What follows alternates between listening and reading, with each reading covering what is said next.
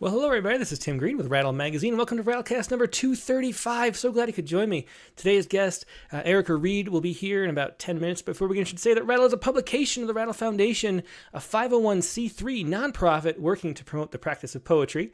We've been in continuous publication since 1995 and are unaffiliated with any other organization. We just do all this because we love poetry, and I know you do too, so please do click the like button and share. Make sure you're subscribed. The best thing you can do after the fact is to follow us on one of those platforms, Spotify, iTunes, Amazon Music, whatever. I guess follows really help the rankings a lot, so if we can get a lot of followers, that'd be good. We have about 5,000 on YouTube. I really don't even know how many on iTunes, but the more the merrier. So please do click follow, even if you're watching this just on YouTube.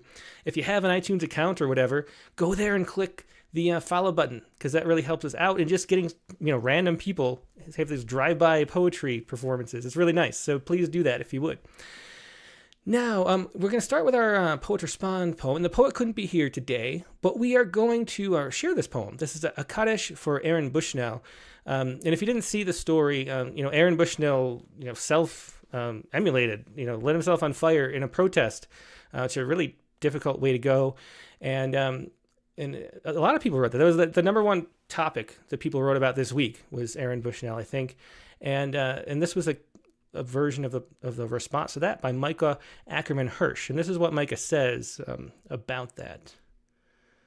There we go.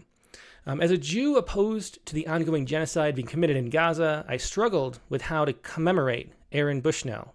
Judaism has very little to say about concepts like martyrdom, theologically valuing existence and struggle in this world over seeking the next.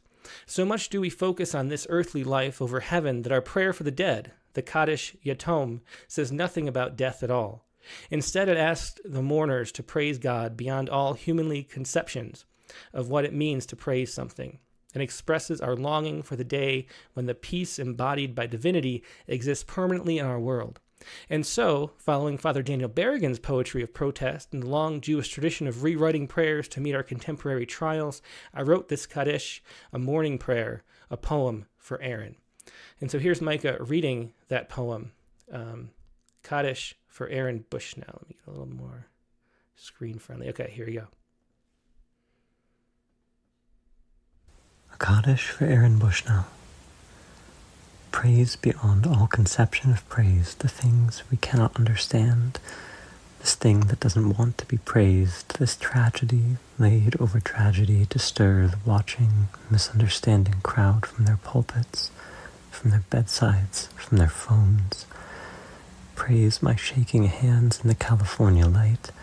Praise the shaking light that soars to Washington. Praise I can't comprehend what I can't comprehend. What we cannot comprehend.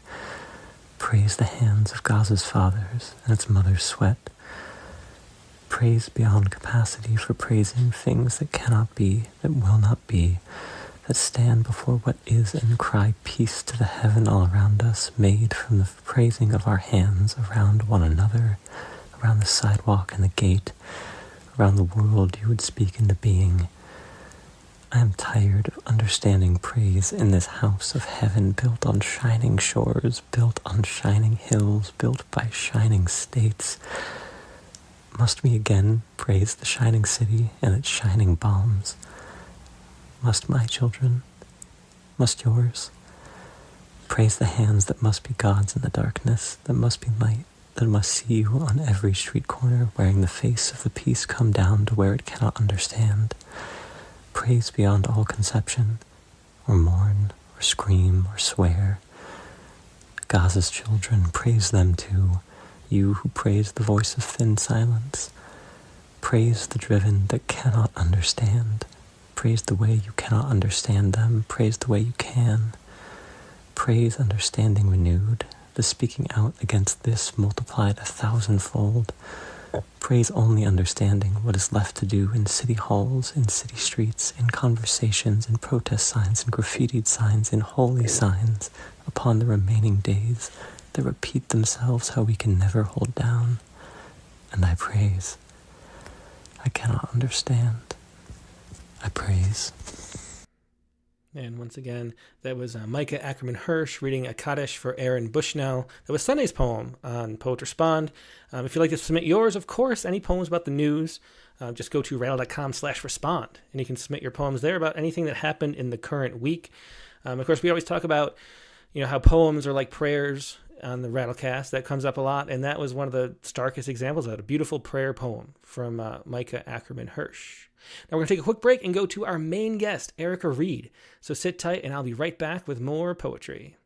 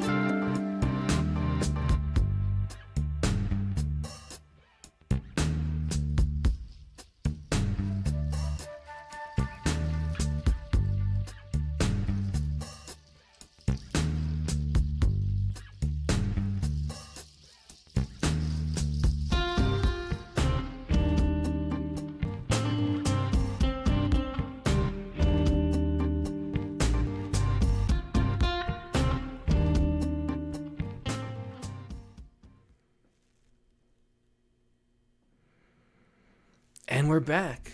Today's guest is Erica Reid. Erica Reid appeared in this winter's issue of Rattle. Her manuscript, Ghost Man on Second, won the 2023 Donald Justice Poetry Prize and was just published by Autumn House Press. She lives in Fort Collins, Colorado, and earned her MFA at Western Colorado University. You can find all of her stuff at Erica Reid Poet. That's Erica, REID, poet.com. And here she is, Erica Reid. Hey, Erica, how you doing? Hi, Tim. I'm on top of the world. Well, I'm so glad to have you on. This is a really great book. People know that I love formal poetry, and this is just such a great mix of all the poems being different, some of them being free verse, some of them being blank verse, some of them being all sorts of fun forms, while talking about really emotional and real topics. So it's a really fun book to read today and yesterday. Do you want to start out with one of the early poems? Yeah, I'd love to. This is the first poem of the collection called Ghost Man on Second. My dad had too few kids to field wiffle ball, so he introduced me to the Ghost Man.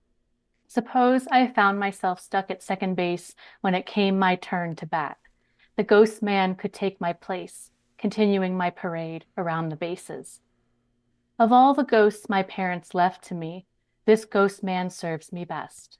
See the hurled ball pass right through him. Watch him score a shred of glory in my name. Long after dusk has eaten the Midwestern backyard, barely large enough to hold this game. Years after the players have gathered the frisbee and pie plate bases and have gone their separate ways, the Ghost Man runs, is still running, through the diamond-shaped cycle that I taught him, toward and away from home, toward and away from home. Yeah, it's a beautiful opening poem, and that sort of sets up the themes of the book, which we can see the cover here, a really wonderful cover as well. But that concept of the Ghost Man is such a great metaphor, as you say in the poem, all the ghosts your parents left you. But that idea of sort of a ghost runner always trying to find home, it's really such a great metaphor. And, so much of what the book is about that, of trying to find home, within an absence of childhood. So how did the theme of the poem or the book come to be? How did you decide that was the title poem and that was how you're going to arrange it? Oh, that's such a good question. I mean, the forming of a poetry manuscript is so nebulous, and I tried to sort of follow an organic path, but what I tended to find was already happening in my poetry were themes of I'm an adult now. Where do I fit? I'm estranged from both of my parents, not really by choice. And I think that estrangement defines so much of who I am and how I interact with the world. When I was in my MFA program, they were really encouraging us to write toward the themes that were already of their own volition appearing in our work. I did not set out to write a book about family. That is just what really appeared in my work. And this poem in particular, which the details of it very much come from a wiffle ball game I remember in our backyard growing up, did seem, like you said, to capture all the themes of what was already showing up in the rest of the poetry, I think. Yeah, it was really interesting for me to read it too because I'm estranged from my father as well. I haven't seen him since I was 18 years old. And I'm again, sorry. sort of, I don't know, it's sort of by choice and not by choice. I mean, you could reach out, I mean, it's possible, but then you don't want to, you know? But the idea of that, the idea that ghosts are sort of always there, like even if you're estranged, however many years later, it's like that still there's this presence, like the runner on second base that still is involved in the game, even though you can't see them. It's a really Yeah. interesting just way to move through life. How long have you been estranged from your parents? Is it that similar kind of length? From my mother, about 6 years. From my father, they divorced very early in my life, longer. Hmm. Yeah, I'm sorry that you share that in common with me, but you can imagine how it sort of colors everything you do. Yeah, yeah. Well, it definitely does, and it's just that the presence is always there, even in its invisibility. Um, well, let's read another poem though. I want to make sure we read a lot. And the next was the five-story house coming up. Sure. Yeah. 5-story house. Ground. Everything begins somehow. I wish I could remember the moment before I began to hurt this way. There was a time when my body held no secrets. How did my blood move through me in those days? My guess is easily, without a second thought. Second, I never had a bedroom at my father's house. For a time before he remarried, he laid a mattress on the floor, and it was mine. When he built his own house, it had a room for my brother, another for my sister, another for my stepmom's treadmill. Third, yesterday I had a waking dream in which my inner child untethered herself from me, like an astronaut abandoning her spacewalk, floating adrift. If she feels that way now, I felt that way back then. I can remember if I close my eyes, I try not to close my eyes. Fourth, I tell my husband I want my own bedroom, and he laughs, not unkindly. He knows I ache for a space no one can take from me. I would accept my own mattress on the floor. We compromise. I choose new pillows, and on Mondays, I sleep alone on the couch. Rooftop. I believed I'd see clearly from here. Have I not climbed high enough yet? Am I not far from being a child? Inside, my blood gets stuck in old places. I have never felt new. I keep angling for a glimpse of my whole self, but all the taller houses block the view. And so that was Five-Story House, another poem on the earlier side of Ghostman on Second, the newest collection by Erica Reid. And Erica, I think most people have probably read your poem from Rattle, The Raft, and probably have an idea of how creative you can be just through that poem from poetry. And that frame of having the five-story house is something creative and original too. And so the whole book sort of doesn't disappoint in that regard. I was kind of expecting things to be like that, to have these all interesting frames and things, and they all do. How do you approach a poem like that, for example? Like, did you know that it would be about a five-story house? Did that frame come first, or did you like work the poem into that shape and that style? It's, I think my life's work is about exploring what form is and what it isn't. I've had the good luck of teaching some students lately who are asking these same questions. A lot of them who come into my classes expecting that form is a way that you write, and you're either writing formally or you're not. And I'm really interested in the spaces that are a little grayer. This poem I wanted to read because it really came from the idea of an elevator. Could an elevator be a form? If the doors opened at every floor and you saw something new, but they were related by their relationship to the house, what would that create? What kind of poem would that create? So I had the idea of the elevator first.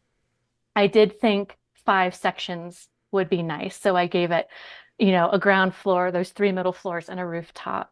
And then I sort of, not to sound woo-woo about it, but I sort of let the doors open and tried to picture how these stories might be affected by seeing things from a literally, physically higher perspective. And in that way, I find it a form. It's sort of a nonce form. It's just made up for this purpose, but it really was the form that I dreamed up that helped me get to the creative, the kind of weird content that I wanted to get to. So I find this very formal, even though there's no meter and there's no rhyme. Really, the only structure of it is that 5 chunks. But I find it a type of formal writing, and it's one that really excites me.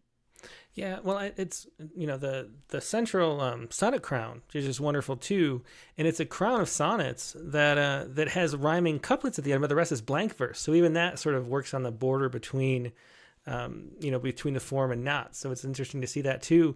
Going back to sort of the beginning, as a poet who's so interested in form, how did that come to be? Did you have an entryway into form like that? How did you become a poet in the first place? Were you always interested in form, or was it something that you grew into as time went on? Let me think. Well, the first memory that I have of what I would call writing poetry was actually writing a parody of a Christmas carol, like of a Christmas song that I knew as a child, and I wrote new words to it.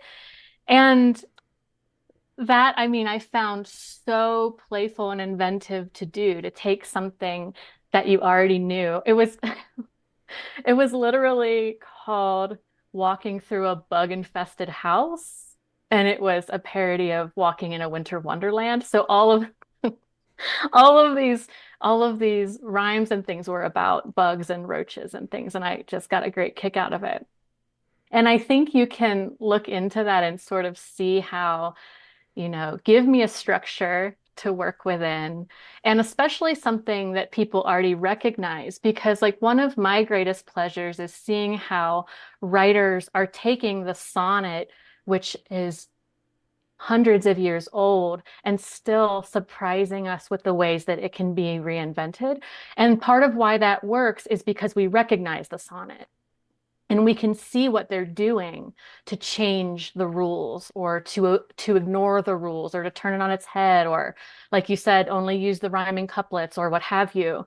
That part gets heightened because of our recognition of the shared form. So I think that from early on, that's just how I understood poetry to be, that it was a series of forms that we play with. And, as you've seen, if you've read the book, like you mentioned, half of it's in free verse. There are poems that come to me as the content first, as the story first. But if I need to sit down and create a poem, I need to write a poem, I'd like to create a poem, I almost always have to approach it through some kind of form, whether I'm sitting down to write a villanelle, or I've decided on this elevator metaphor, and that's what I'm working with tonight. I need to start there if there isn't some kind of story really tugging at me already. Do you have any trouble moving back and forth, especially with the meter? I find like if you're writing a meter for a little while, it's like hard to get out of that. And then, and there's this way that you sort of accidentally start pushing meter and you're like, oh, slow down, don't do it. Is there any difficulty with that, of the transition too? It's the same with reading submissions. If we read a really strict metrical submission, then I go to the next poem in the submission queue, and it's still like in my brain to read with a meter, and it feels like the meter is off and wrong. And I'm like, wait a minute, that's not even trying to be meter. Stop reading it like that. Do you have any problems like with that shift? Because it is so different to have, within the, the timing of our language is so stress based, and so to have that timed and then to have it not is such a big transition really with the music. Do you have trouble moving back and forth? I will say that a lot of times if I write a first draft and I come back to it later to revise it or see what wasn't working or whatever, the changes I end up making tend to be toward meter. If it was written in a flurry of ideas, and it was more what we would call free verse, as I edit it, it tends to instinctively become edited toward meter. I'm not setting out to say what I'm going to do is take this raw poem and put it into blank verse or something, but I just intrinsically end up pulling it in that direction. And if I want to have a different effect, I have to do so very consciously, if that answers your question. Yeah, that definitely does. Let's hear another poem. And the next one up is Sestina Obbligato. Sestina Obbligato. The orchestra ambushes me with Mahler's Fifth. I never played. I have no innate sense of music, so it's a shock to feel the brass ransack my body. Stop, I rasp, when the trumpets make my edges blur, and a solo horn tugs my soul through my throat. Stop. You need permission to touch me this way. I'm not lost. I just know this isn't the way. I have my landmarks, the clock tower on Fifth, the bronze fountain where you ogled my throat, a bank that was a Friendly's. To me, places are music, shifting and resolving. Maps make my eyes blur, but I can get you where you need to go. Ask anybody. Every day is a negotiation with my body, to love or not to love, to weigh or not to weigh. I long to be a head in a jar, or a quick blur of binary in a B-cupped android. Oh yes, the fifth generation model with no lag, lithe legs, pop music streaming from a discreet vent hidden in the throat. My mother left the dentist with bruises on her throat and collarbone, yellow-green. He'd pushed her body for leverage as, against a background of tinny muzak, he yanked at her wisdom teeth. Or that's the way she explained it to me. I only caught every fifth word, anesthesia making her story blur. Dear F, did my letter reach you? Did rain blur my return address? Did the note slip down the throat of the sewer? Is it sitting in a distant pool of filth, unopened? Short of that, I can't imagine somebody reading what I wrote and not responding. I can wait. Maybe you're tied up. Maybe you're too sick. Erato, Urania, which of the brave muses will claim my janky poems, the ones that blur comedy and bruise, elegy and sway? Calliope, send your sister to grip me by the throat until truth streams from every vent in my body. I'll take any mother's touch, even if she's a myth. In music, the obbligato must be played precisely the way it is written. In the body, in the throat, the same is true. We recite our page, no blur, no shift, for the fourth time, for the fifth. Yeah, so that was Sestina Obbligato. And I want to talk more about this form, because you have a whole lot of sestinas in the book. You do. And I've said before that the sestina, and I love form. I mean, we mentioned it already, but you know, I love form poems. I love sonnets. I love guzzles. I love all sorts of haiku and who knows, whatever. But sestinas are sort of my least favorite form. And I'm not really quite sure why. It feels to me maybe that they sort of have to push themselves too far. Maybe yes. Like they sort of like stretch out past like the length the poem wants to be. It's almost like when people ask me, you know, how long they want an essay to be. When we used to publish essays, I would say like, you know, write well, you have something to say and then stop, you know? And the sestina has a sort of arc that like it forces itself to go.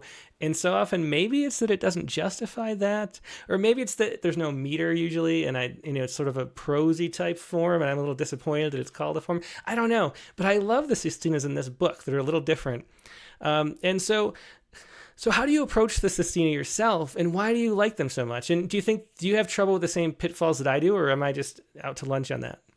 Oh, you are not out to lunch. The sestina and I have been fighting for a long time. It is too long a form for me. I'm with you. I tend to, and you'll see this in the book, like I like a one-page poem. I like a three-quarters of a length of a page poem. Um, and I struggled with the sestina. And I think what my challenge was I tried to take a deep breath and then write a sestina. And like you said, it pushes too far for that. So two things happened to unlock the sestina for me, and they happened at the same time. One, I took a class by Maya Jewel Zeller, and she was talking about braided essays, just the form of essays that tend to be about two things that sort of go back and forth and inform each other in the process of doing so. At the same time, the poet Clemence Hurd, he gave me a sestina challenge, and I wrote something that was just awful. And he very kindly was like, this is great. He said, a sestina has room for more than one story. And that really hit home. And especially at the same time that I was thinking about braided essays, I thought, well, instead of trying to take this deep breath and write this narrative from top to bottom, like I had been trying to do, what if I broke it up and let each of those sections speak to themselves? Would they, like a braided essay, speak to each other? Would they feel related, even if I didn't set out to make them feel related? And the experience that I've had, I don't know about your perspective having read them, but the experience I had with these poems is that they do come together. They feel as though they are intentionally, the material was chosen to go along with one another, but they really weren't. Each time I start one of the sections, I start a new thought, a completely new train of thought. I actually try to make it different from the one before it for interest, to keep it fun for me and fun for a reader. But what happens, both because of their placement in the poem together and because of the words that they're borrowing, and because they're all written from the same source, is that they really do, in my experience, speak to one another and feel pretty cohesive. And that was a surprise to me. And I don't know if I could write sestinas another way. If you look in the book, all three of those sestinas are written in that same approach that I just read, where each block works as its own. You could excise it. It would make complete sense. But I think it's a really fun way to play with that long form.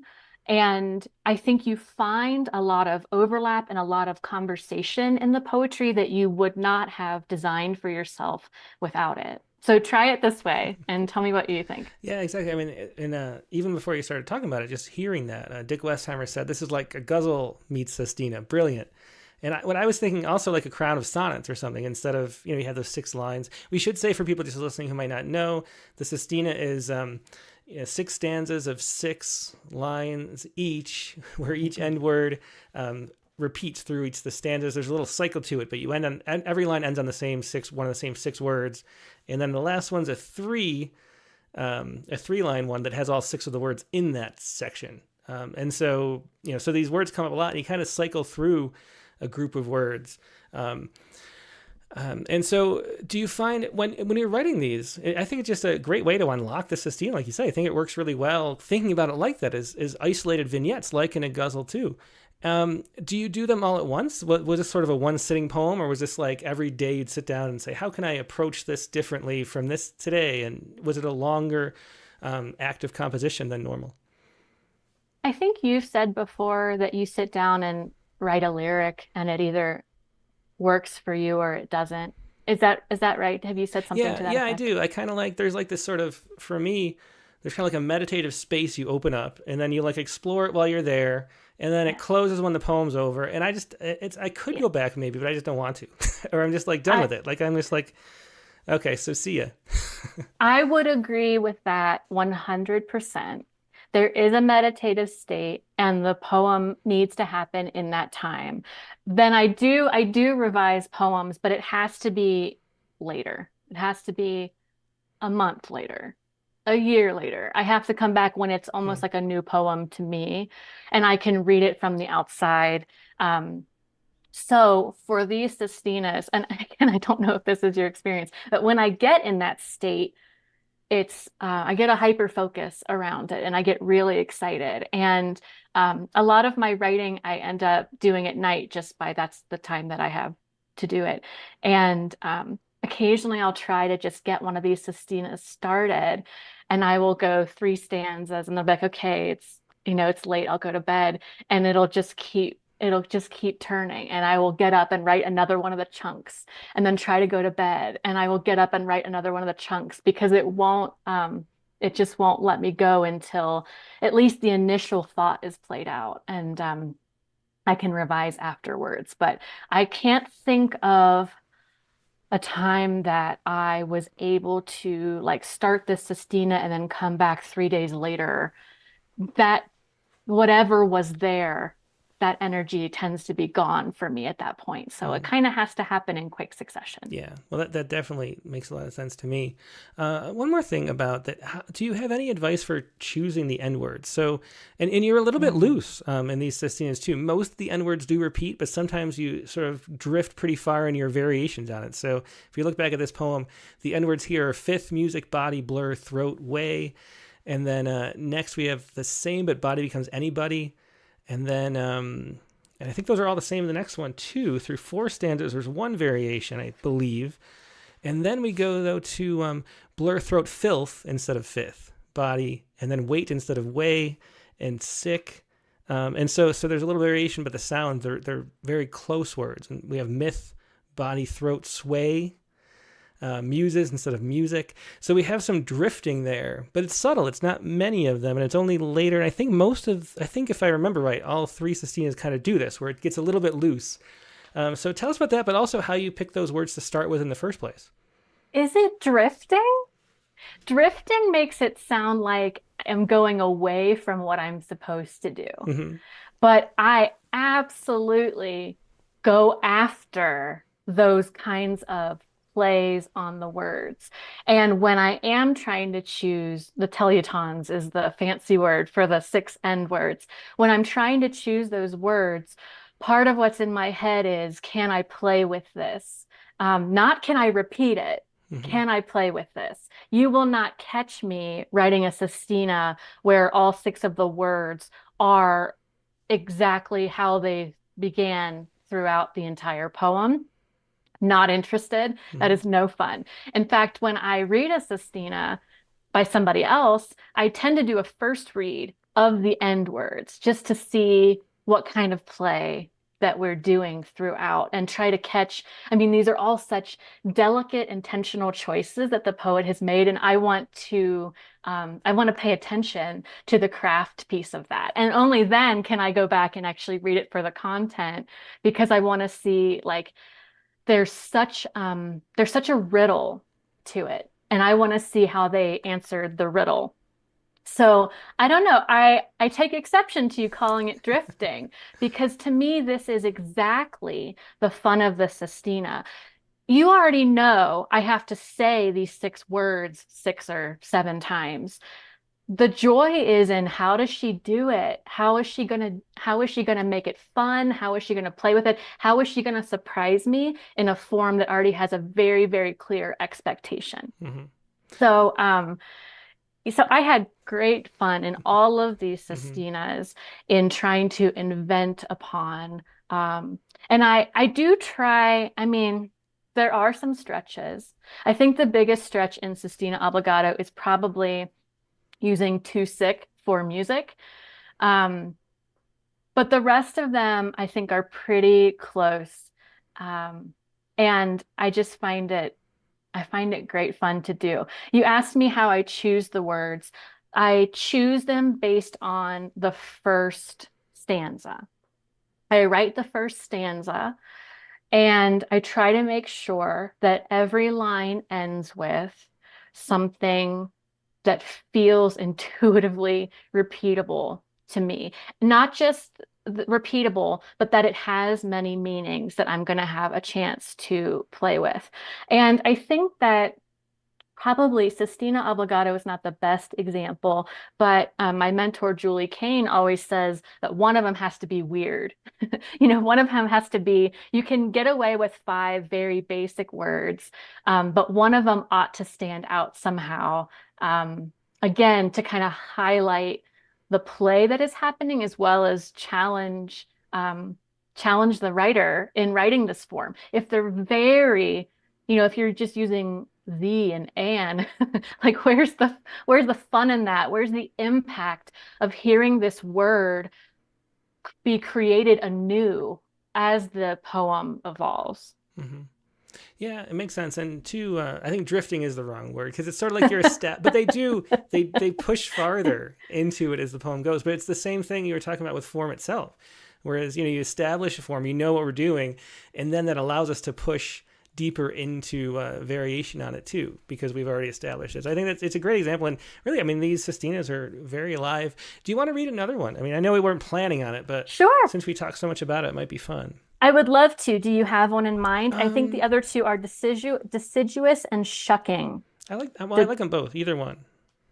Okay, well, I got to shucking first. So did I. It's on page 21. Okay. One moment. Shucking. On New Year's Eve, Mom and I booked a place downtown. She wore a mollusk-colored dress, open at the back, and heels she knew she could move in. Our dinner plans were too early. We had to stall so we could mark the hour with champagne fizz. We sucked down oysters shipped from a distant sea. In Ohio, you're a full day's drive from the nearest sea. Growing up, the Great Lakes were an exotic place. 3 hours, as far as my family could drive without fist fights in the back seat, Mom cranking the window open and chucking out the Hot Wheels cars my brothers and I all wanted. Nothing left to fight over. Her signature move. Lately, I've been watching my life like it's a movie that a neighbor is playing with the curtains wide. I see blue light and the movement of fight scenes. That's all. None of this is happening to me. I have no place in this film. My neighbor has left the drapes open again. Another poor actress at the business end of a fist.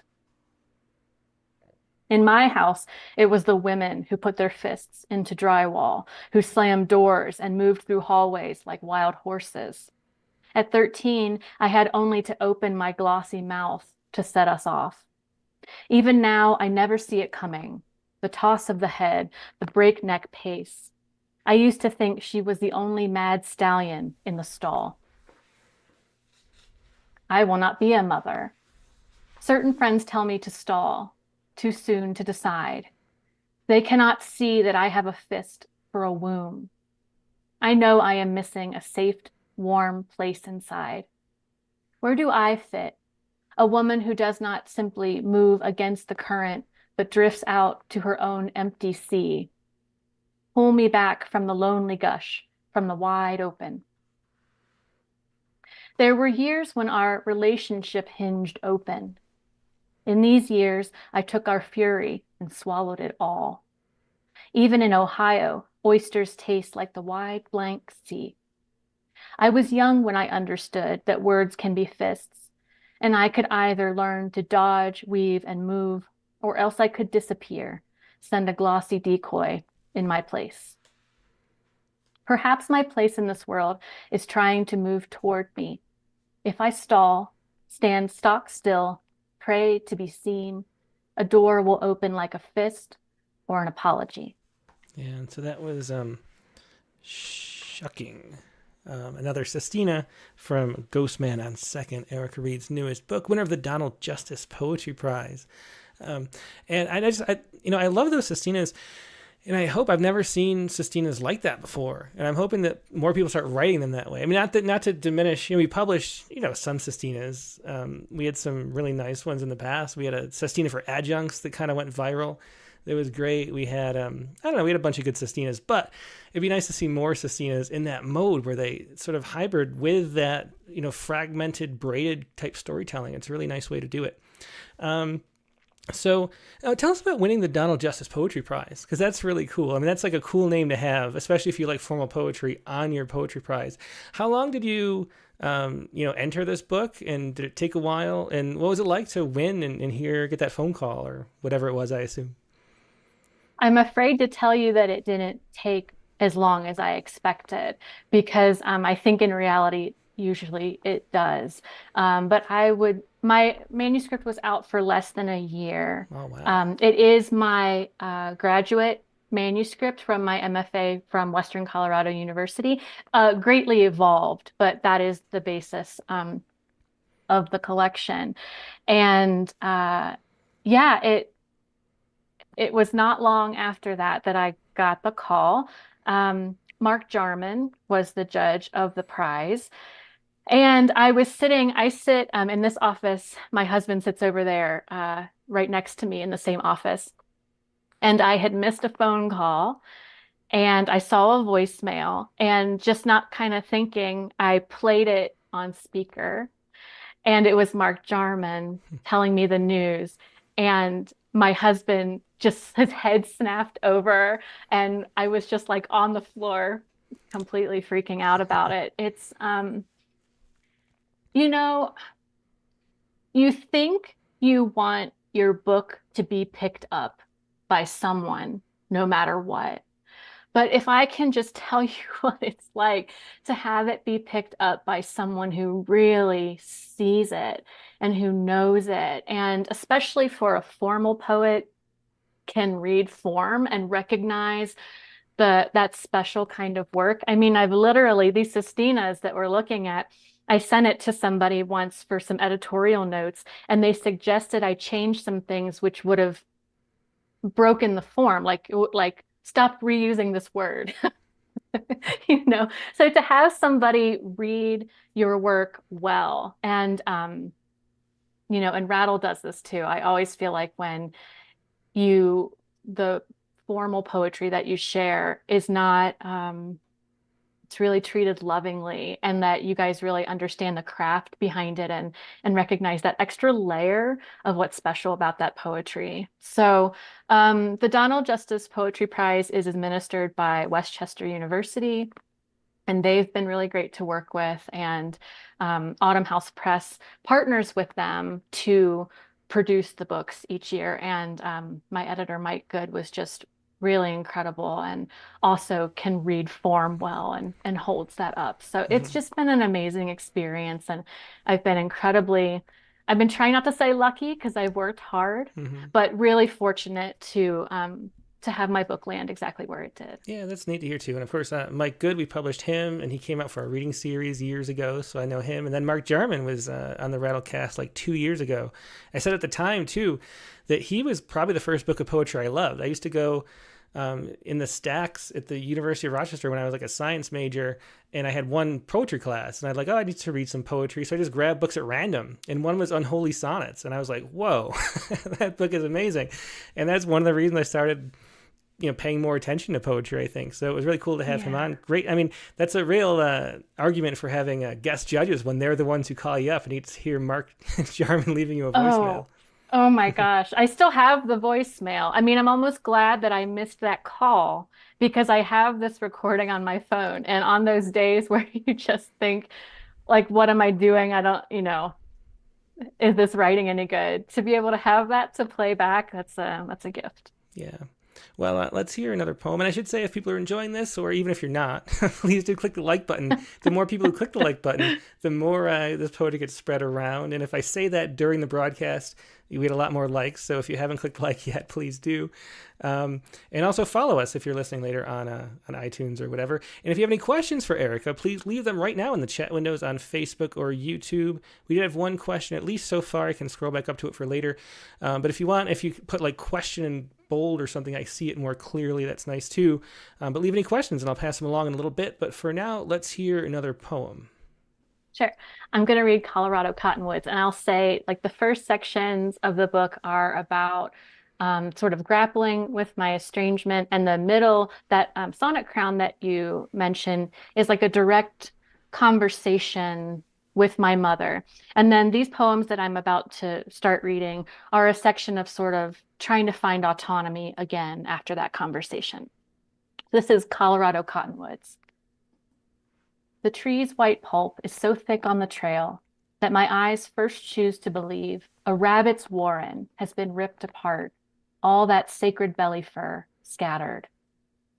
I'm not from here. Different seeds dust the Ohio River Valley, born on wetter winds. Different predators stalk more or less the same rabbits. On this last day of June, the river is new in a usual way. Peonies teem on the man-handled sides of fences. Milkweed punches up purple flails. To the east, a postage stamp of rainbow tells me I have grabbed a minute of God's attention. I offer a few words for all the rabbits who cannot go home. Of course, there had been no rabbits. You saw only cottonwoods, I say aloud. Once more, I have carried, warm in my fur-lined pocket, the wrong grief. I have scoured for my own losses in another's mess. Still facing Ohio, I watch for the sky to shift. If anything changes, it waits until I have moved on. And it was Colorado cottonwoods. And I love that that phrase, the wrong grief, which sort of implies that there is a right grief. Can you tell us a little bit more about this? It's sort of a transition poem in the book. Can you tell us a bit more about finding that identity on your own? Yeah, I'll tell you when I figure it out. But yeah, I mean, I thought it was important to have poems like that in the end of not necessarily finding a solution. I don't think I ever will. I'm not whole, especially without my mother. She's incredibly important to me, and she has shaped me, and incredibly important to me. And so this idea of the wrong grief is the way that I find I react to so many things in the world and it's really about my mother. I'm overreacting to this, or I'm hurting because of what this person said, but that's not at all. That's not at all why I'm hurting. Mm-hmm. That's the wrong grief. I'm grieving the wrong thing when I really know what grief I'm carrying with me. So when I said earlier that, I wrote the manuscript towards themes of what was already coming up, these start to get into poems that I had to sort of push myself to write, like the poems of finding autonomy, the poems of standing alone, the poems of like, who am I without this relationship? I had to nudge myself in that direction. I wanted to keep grieving. I wanted to keep going to that wound. I don't know if that feels familiar to you at all, but I wanted to keep, you know how when you lose a tooth and your tongue just keeps going up there to sort of investigate it again? I want to keep going there. And I think that this is a way that, writing can really serve us. These are places I wanted to explore. And it was actually through the writing of the poems that I started to find the feelings in myself and not the other way around. Mm-hmm. Yeah, I love that metaphor of the tongue because, what you're doing with the tongue is sort of mapping your mouth. And it reminds me of, reading mouth studies and behavior and how they exhibit anxiety about like a new space until they've mapped every corner of it. Like once they sort of explore a little bit and they see where the edges all are, then they can feel sort of comfortable.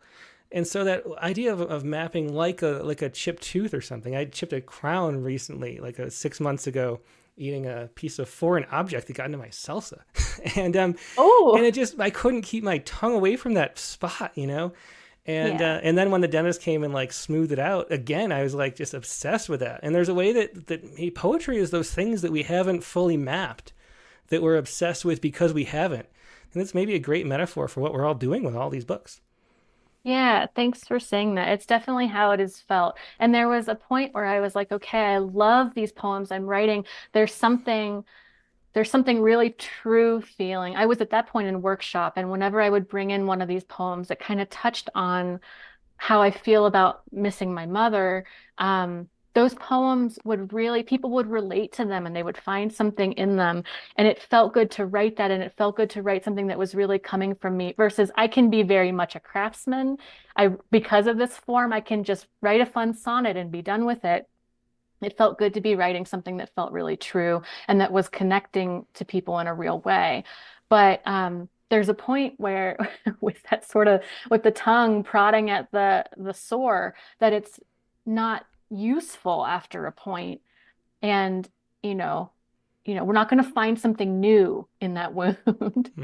So we keep going back to it, but it may also be useful to use these tools to explore something new, a new room, open up a new room and see what's in there, not to mix metaphors, but that's how I was feeling. And I felt important to start to create some work that explored how I feel about I'm not lost.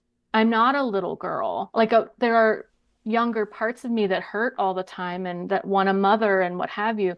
But I'm a 40-year-old woman with a beautiful writing practice and a career and friends and mentors. Like I'm not hurting in that way. And that deserves an exploration too. Mm-hmm. It's less sensational. It was less, I would say, fun for me. But I do think that it's important not to get hung up on what we think our themes are and not make room for what other themes might begin to enter our lives. Yeah, that's a really great point, and one I haven't heard anybody really say it, but yeah, for sure. Do you find closure in having this book actually exist in the world? Like, do you think in a way that do you think about your mother reading it? I know I published a book. There's some poems about my dad. They show up in the book, and I know for a fact because my grandma was still alive at the time, and she said, he got a copy of your book, and so she told me. But do you think about that? And does in a way it feels like the intimate thing, especially with that Crown of Sonnets, which we won't read because it's a whole Crown of Sonnets, but it was so intimate because it feels so personally addressed to your mother, like it's the letter that you wanted to write to her. Does it feel good having that out published where she could read it if she wants to? And does that sort of close the door and help you move on to that new place that you're talking about? Yes and no. There's a non-zero chance she's watching this right now. And that's always on my mind. Um, So yes and no. So Mark Jarman left me that voicemail. I called him back right away. And the first question I asked him after he said some very kind words about the manuscript, the first question I asked him was, can you tell that I love her? Because my biggest fear with the manuscript at that point was that it came out as some hatchet job, as some really wounded daughter whose mother is evil and who did bad things to her and hurt her feelings. That's not, it's more complicated than that. It's more nuanced than that. Like you were saying earlier, it's kind of my choice, kind of not my choice. I go in and out. There's a lot of nuance to it. And I wanted to make sure that came through. Maybe you can tell me if it did, because I'm looking for that answer in everybody's face when somebody says they picked up the book or it's just now coming out. So when somebody says oh, I bought your book, I want to read it or whatever, I'm scanning in their face to see, can you take my true intention away? Mm-hmm. Can you tell that I am mourning a relationship that doesn't work, not a woman who is bad and mean. Mm-hmm. And that's something that was really important to me. And I don't know yet because this is so new. My friends just received their pre-orders 2 days ago. Mm-hmm. Because this book is so new, I don't know yet how it will be perceived. And how much of that nuance will be caught. So it's hard, but I do feel nothing in this book is not true. Nothing in this book didn't happen to me or I didn't feel this way. Nothing in this book is something I haven't grappled with. And that's the best I can do. And so I feel very convinced that I wrote the truest book that I could that grapples with an issue that people are telling me all the time as I read or whatever, that some part of them I experienced this. For me, it wasn't my mother, it was my father. For whatever it is, something about it is connecting with people in the way that you just hope your poetry will. So I stand behind it, but I won't pretend there aren't some complicated feelings and that I'm just at the beginning of that road, finding out how it feels as it reaches a wider audience. Yeah, well, I think that comes through to me very clearly, having read it, that there's real love and then there's a wound too. And it's the negotiation between the two things and needing distance for that wound to hopefully close and hoping that it will. I think and that's all tied up in love too. So I think it comes through very clearly in the book. Thank you. Yeah. Thank you. That means a lot to me. Well, let's move on. We have a fun one next, Hermitage, which comes inspired by recent guest Josh Eric Williams. So tell us how this haiku sequence came to be, which is it was a surprise to get to that in the book too. I did not expect haiku, given that, because usually there's a distinct, divide between the haiku world and the mainstream poetry world and the, formal poetry world too. They're little camps and they don't have a lot of overlap, but here we go with a big haiku sequence. Yeah, would you like me to read it first and then or explain sure. First? However you want to do it, but yeah. Let me say a few words about it first, because it's an odd one in the book. But I did want to bring it because Josh Williams is a friend of mine, and he did look over these and give some feedback on these. But I agree, the worlds don't always match, and I think that's part of why I wanted to try my hand with haiku. It's a completely different art form. I won't say that I've captured its truest essence, but it was really a joy to put on a different mode than I usually write in and see what that form has to offer. So the way that this was written was I actually went on Facebook and I asked people, what would you consider the opposite of the word hive, like a beehive? I don't remember why that word, but it struck me as one that didn't have an opposite. And I was curious what people would think. And so I got a ton of amazing answers. And I took some of my favorites and wrote haiku around those words that they suggested as the opposite of hive. And they are, since you're showing them visually, they're in bold, if you're curious what the word was that incited the haiku. I'm not going to read them twice each time, as Josh recommends, because it's a little bit long, but I'll just read them one time through. This is Hermitage. 1. Honeysuckle gag, the last echo of everything. 2. Vagabond cumulus, golden grays. 3. Crackling magpies ask themselves blue questions. Alone is my season word. 4. Downpours or vowels, dissonance. 5.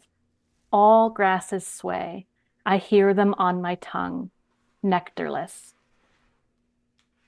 6. Library door ajar, hum of industry. 7. Swarm envy, to be swept up and wake naked. 8. Mantis maintains her blades, Ronin of the plains. 9. Smoke from the anti-hive, wind up bees mock pollen. 10. Peace riven as suddenly nobody rings a brass bell. 11. Passive asphalt, prints interred in tar, yesterday, dear. 12. One distant violin follows the trail toward me, opens my silo door. 13. Rich cream of my mind's voice, cloister, pearl. Yeah, so that's a fascinating sequence. All just the concept of what's the opposite of a hive, and to think of all those different words and the different places people go. That was Hermitage, again, from the brand new book by Erica Reid, Ghost Man on Second. Erica, how much haiku do you write? Is that something that you typically do, or was that another just, I'll play with this form a little bit? I don't write much of it. I am greatly in awe of it. And hearing your interview with Josh, he's just such an ambassador for haiku and related forms. If anybody, follow him, and he posts a piece that he writes almost every day. And I'm really in awe of it. And I find it intimidating because of how much those really skilled practitioners like Josh and others are able to get out of the form. It's not where I naturally go, but I do think we should be playing outside of our usual spaces as much as possible. So it was fun. It is an odd poem in the book. And I also I think the idea of generating word choices in such an arbitrary way was another really fun way for me to think about haiku, to have like an anchor word I was playing around and letting it expand into something you'd call a haiku.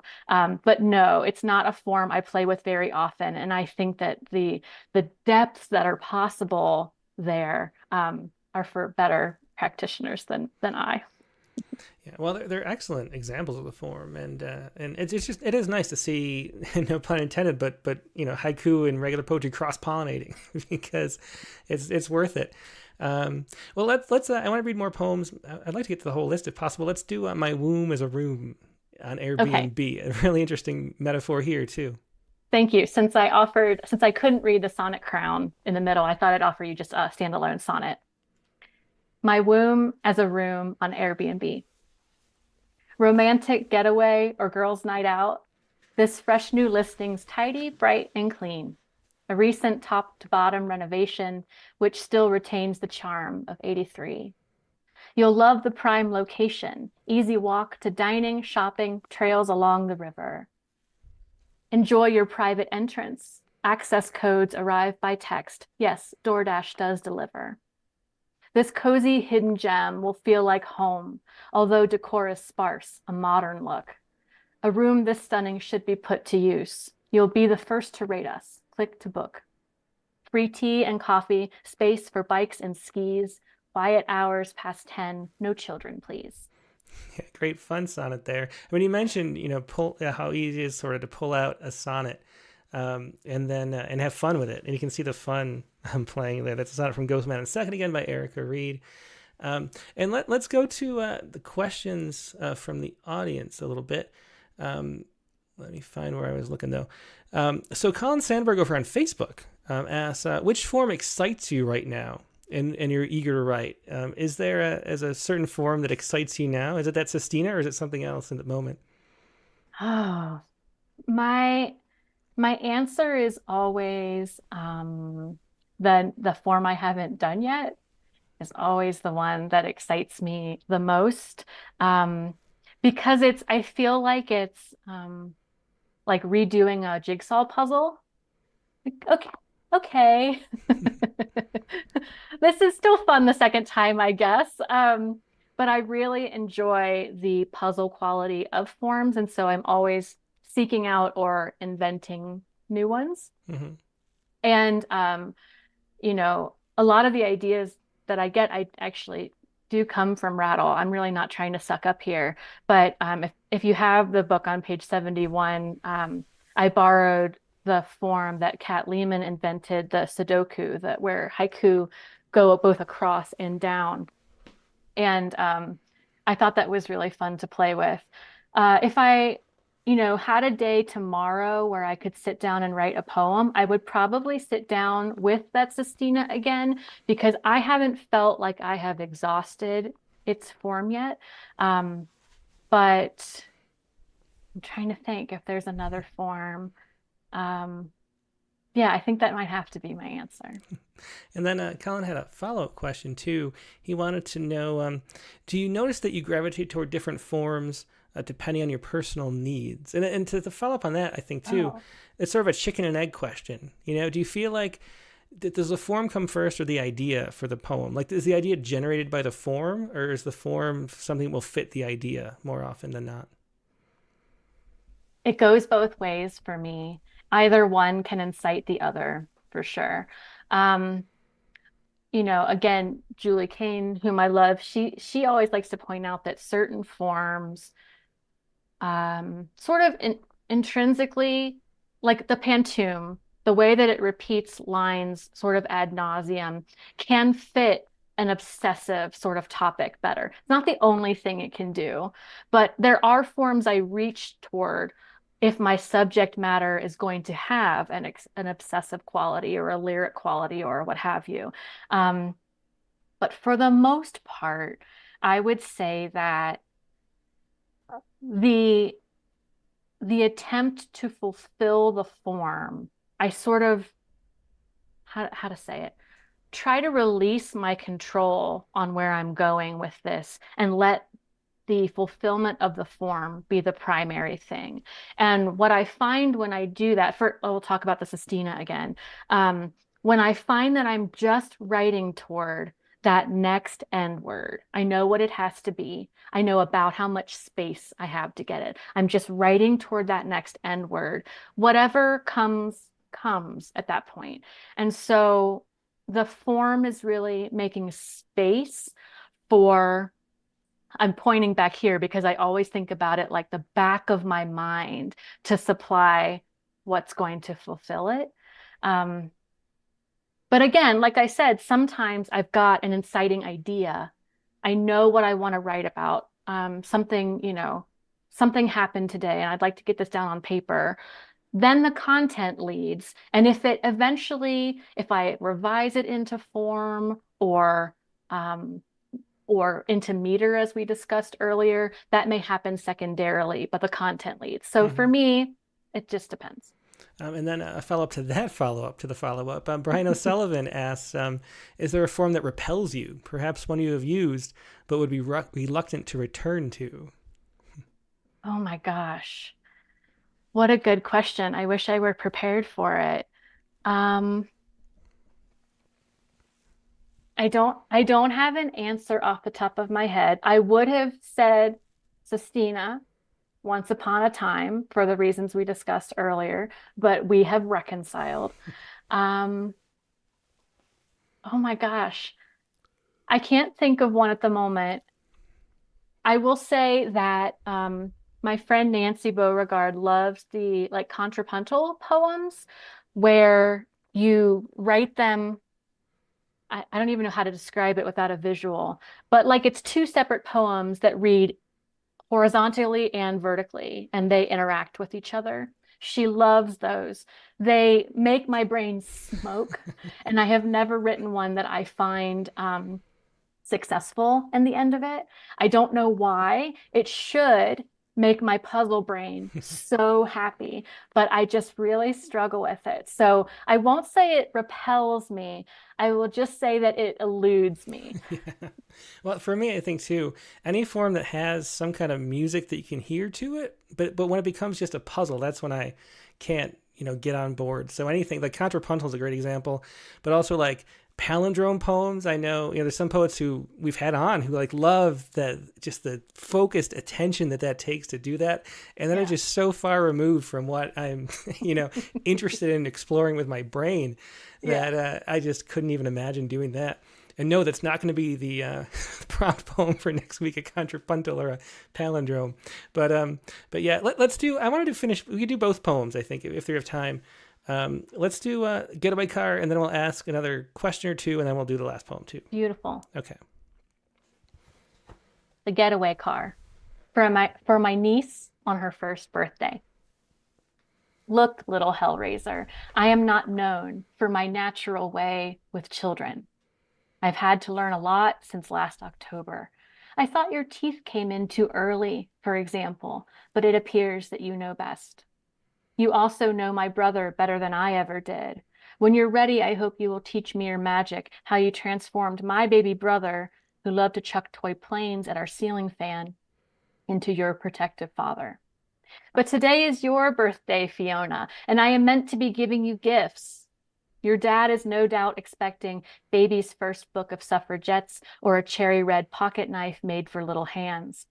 I want to believe I have something else to pull from behind your ear, a tarnished copper piece of wisdom I could never tell my brother, just for us girls. Today that task is beyond me, but here is what I can offer you. When you collude with the moon and decide it is time to ask a question, any question, my answer will be yes. Need help conquering your very first unconquerable mistake? Yes. I've untied my share of knots. Watch my hands. Are you ready to make a little mischief, something to make your diary worth hiding? I have ideas. It is not safe to discuss them here. Eager to pierce whatever women are piercing in 2035? Yes, I will know just the place. but dream bigger than that fee. Get creative, make me sweat a little, lose a night's sleep over the heft of your request. If you are anything like me, you will find yourself in need of a getaway car. Ask me. Now go eat your celebratory peas. Please also find enclosed a photo of your father when he was your age, a tin can with 1,700 miles of string, and, why not, a pocket knife, red. And that was The Getaway Car, another poem from Ghostman on Second by Erica Reid. And Monica Dobos asks, and maybe this will kind of be the last question, and maybe we can follow up on a little bit, but your poems seem to be largely informed by your personal life, which makes them so powerful. How do you feel about persona poems? Is that something that you ever do, or do you focus mostly on your own history? That is so strangely timed of a question. I am just preparing a little lesson about persona poems for a class, and I'm reading these poems and going, I would not know how to begin doing this. And I think, there are things that we're drawn to as writers and not drawn to, but I also think that you can mature into new approaches. And I think that I am just at the cusp of, like you're saying, a lot of my poetry is drawn from my life, is personal, is deeply rooted.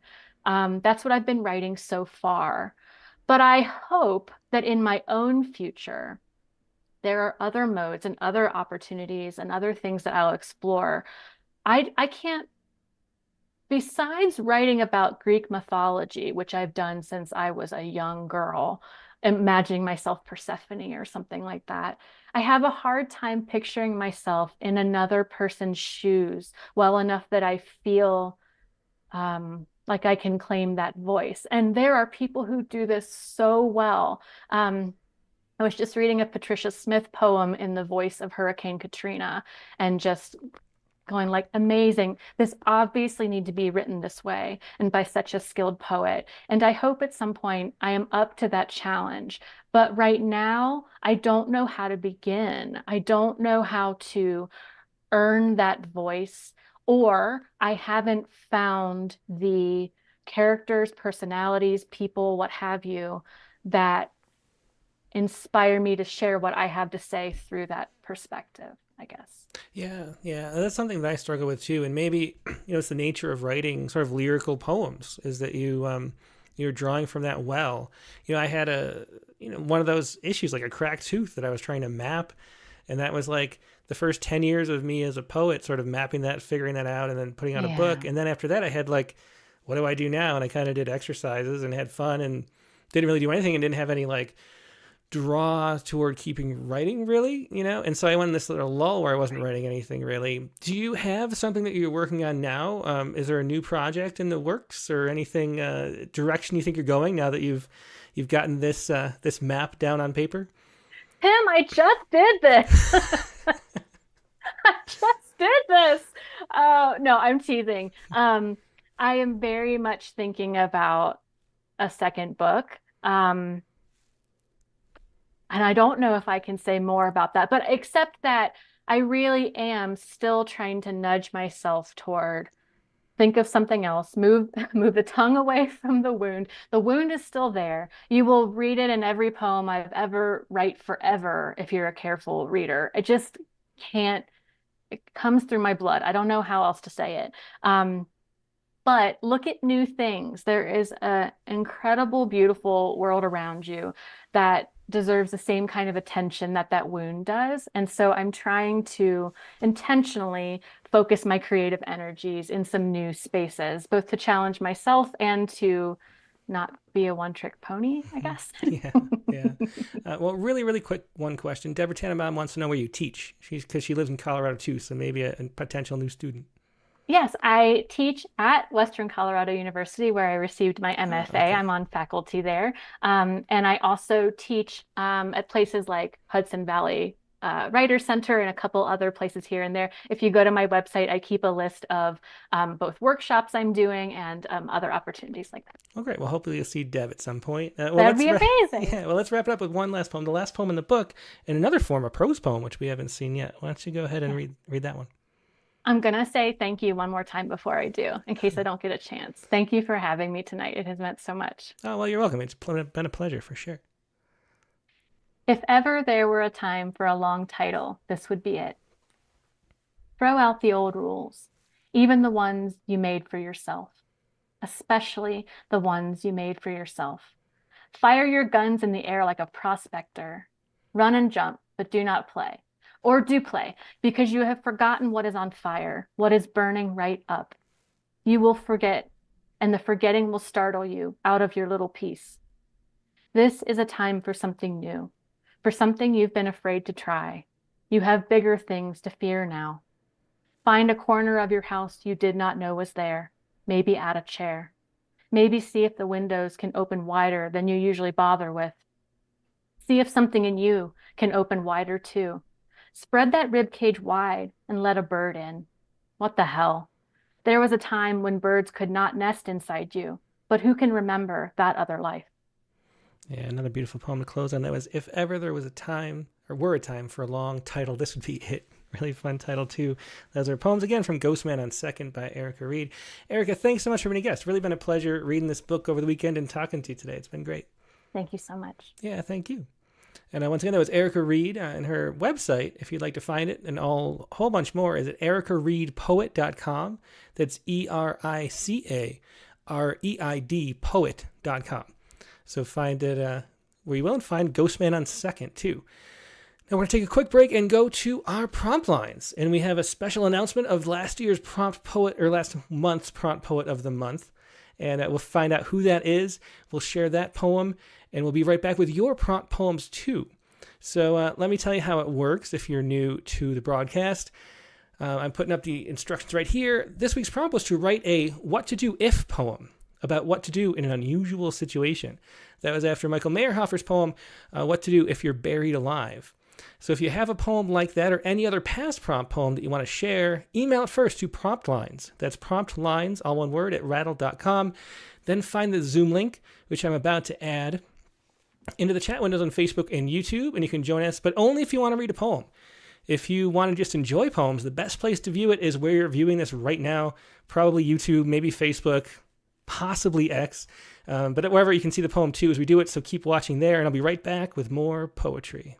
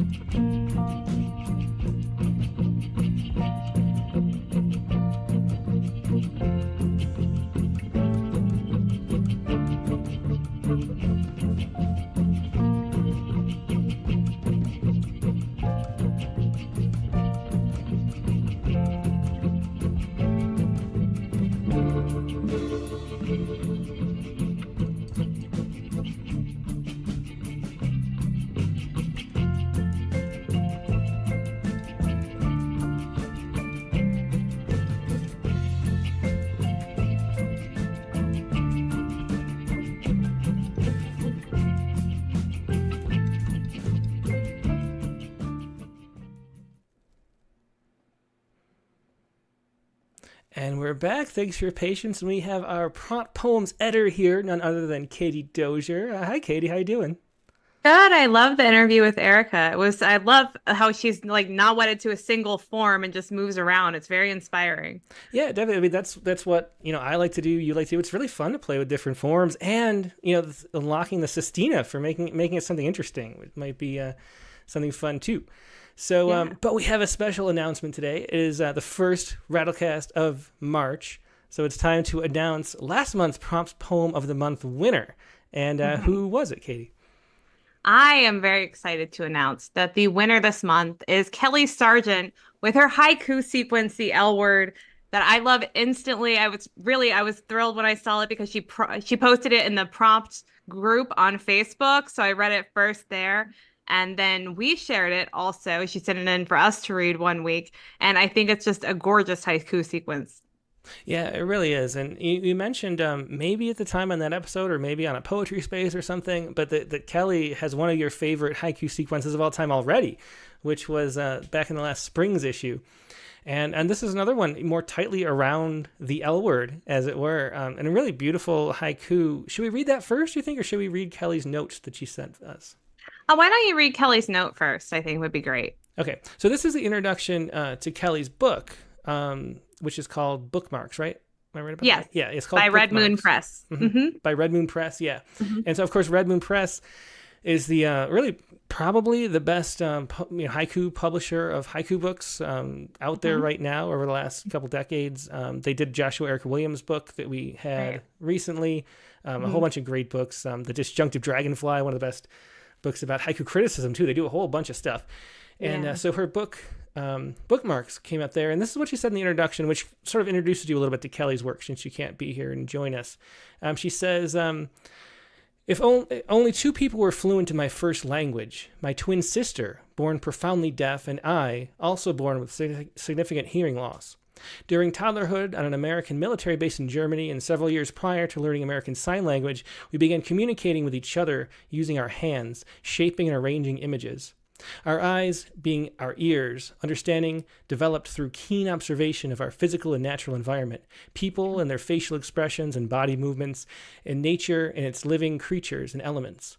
A color, a snowstorm, or an owl were ideas and emotions.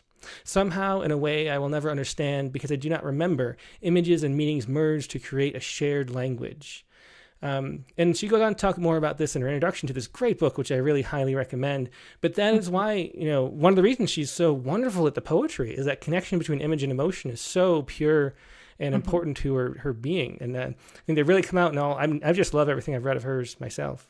I know, it's true. I do too. Every time she posts one on Facebook, I'm like, oh yes, oh goody. Yeah, it definitely. Everything I get to read and enjoy. All right. So this was based on the prompt, of course, to write a haiku sequence about love without mentioning the word love was the sort of caveat twist in there. So Kelly got around that by calling it the L word. So, plucking my eyebrows, he likes me not. Chocolate fondue for two, double dipping the banana. They're candy hearts. I swallow more sweet nothings. A single boa feather floats in the coffee the morning after. Fallen petals, how he used to call me pretty. Threadbare, my heart no longer on my sleeve. Valentine's Day, without a word, he takes out the trash. Anniversary dinner, the harvest moon in the ladle. Yeah, just a beautiful haiku sequence there. Again, that was the L word. By this year's, or this, I keep saying year, this month's prompt poem of the month winner. Well, it is a really good poem. I mean, definitely. Maybe we should have a prompt poem of the year at the end of the year. Whoa. And then of the decade. Yeah, definitely. So what can you say about which of these haiku is your favorite, do you think? Do you have a favorite? I do have a favorite. I think that the fallen petals, how he used to call me pretty, is just like, when I read that one, it like hit me, really hard. I mean, I love too how this is, we should say too, it's senryu and haiku. I don't feel the need to distinguish personally, between the two because they hit in the same way for me. But I think that was my favorite one. But it's really important to me that, it goes to the lighter side and it goes to the more extreme side. And how many notes, Kelly manages to hit here is just really impressive to me in one sequence. Yeah, definitely. I mean, there's love, there's loss, there's every. Do you have a L in favorite? there. Yeah, I was gonna say the same one, but okay. So many. The plucking my eyebrows, he likes me not. That's like and not love too is really interesting. I know. Yeah. But yeah, the fallen, the how he used to call me pretty is just so heartbreaking. Oh, I know. Yeah, and then the harvest moon and the ladle too, anniversary dinner. Yeah, they're just great. They're all great haiku.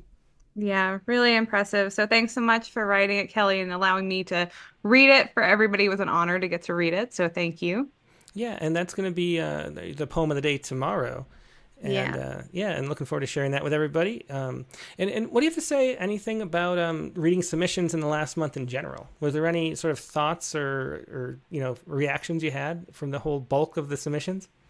I have to say, in general, as Dick Westheimer would say, the Rattlers, the crew that is in the Zoom house right now, ready to read, everybody's poems just keep getting better and better, and I'm like a little scared to continue picking one of them because the caliber now is just, it's so high and it gets better and better every month, and it's such a pleasure to get to know individuals' poems so well, and to get to watch somebody become even better. It's just, I love it. So the poems are really great this month too. I enjoyed all the different prompts and all the different places everybody went with it. And there were a lot of submissions, so it is getting a little harder to win on that front too. But thanks so much to everybody for submitting. And I love reading your poems. Yeah, well, it does definitely feel that way to me just listening to them on the prompt lines. And the reason why we started this Rattlecast, I had this wonderful for 10 years reading series, and it's the same thing. Everybody just got so good that the open mic was like better than the feature sometimes. And and it was just a great open mic, and great to see everybody grow and become friends. And it's really fun to get to do that in a digital space where people can do that all across the world. It's really fun. Yeah. Well, we have our own prompt, though, for this week. The prompt lines never end. And so this week's prompt, once again, was to write a what to do if poem about what to do in an unusual situation. So what was your situation in your poem, Katie? All right. I don't know why exactly. Actually, I do know why this came to me. When we were at an event with your son and people had bagged lunches everywhere, and I kept thinking, like, they need to get rid of these bagged lunches. They're just not even cleaning them up until I noticed them. And I think that's actually how this entered my brain for some bizarre reason. So interesting. Okay. All right. What to do if you're trapped inside a paper bag? He sealed away the light, packed you up for some idle lunch, bagged you just in case. He could get hungry. He'd prefer you devoid of crunch, how anything unnoteworthy makes his spare notes better heard. No sesame seeds on the bun, no flourish of parsley, no love note written on a napkin.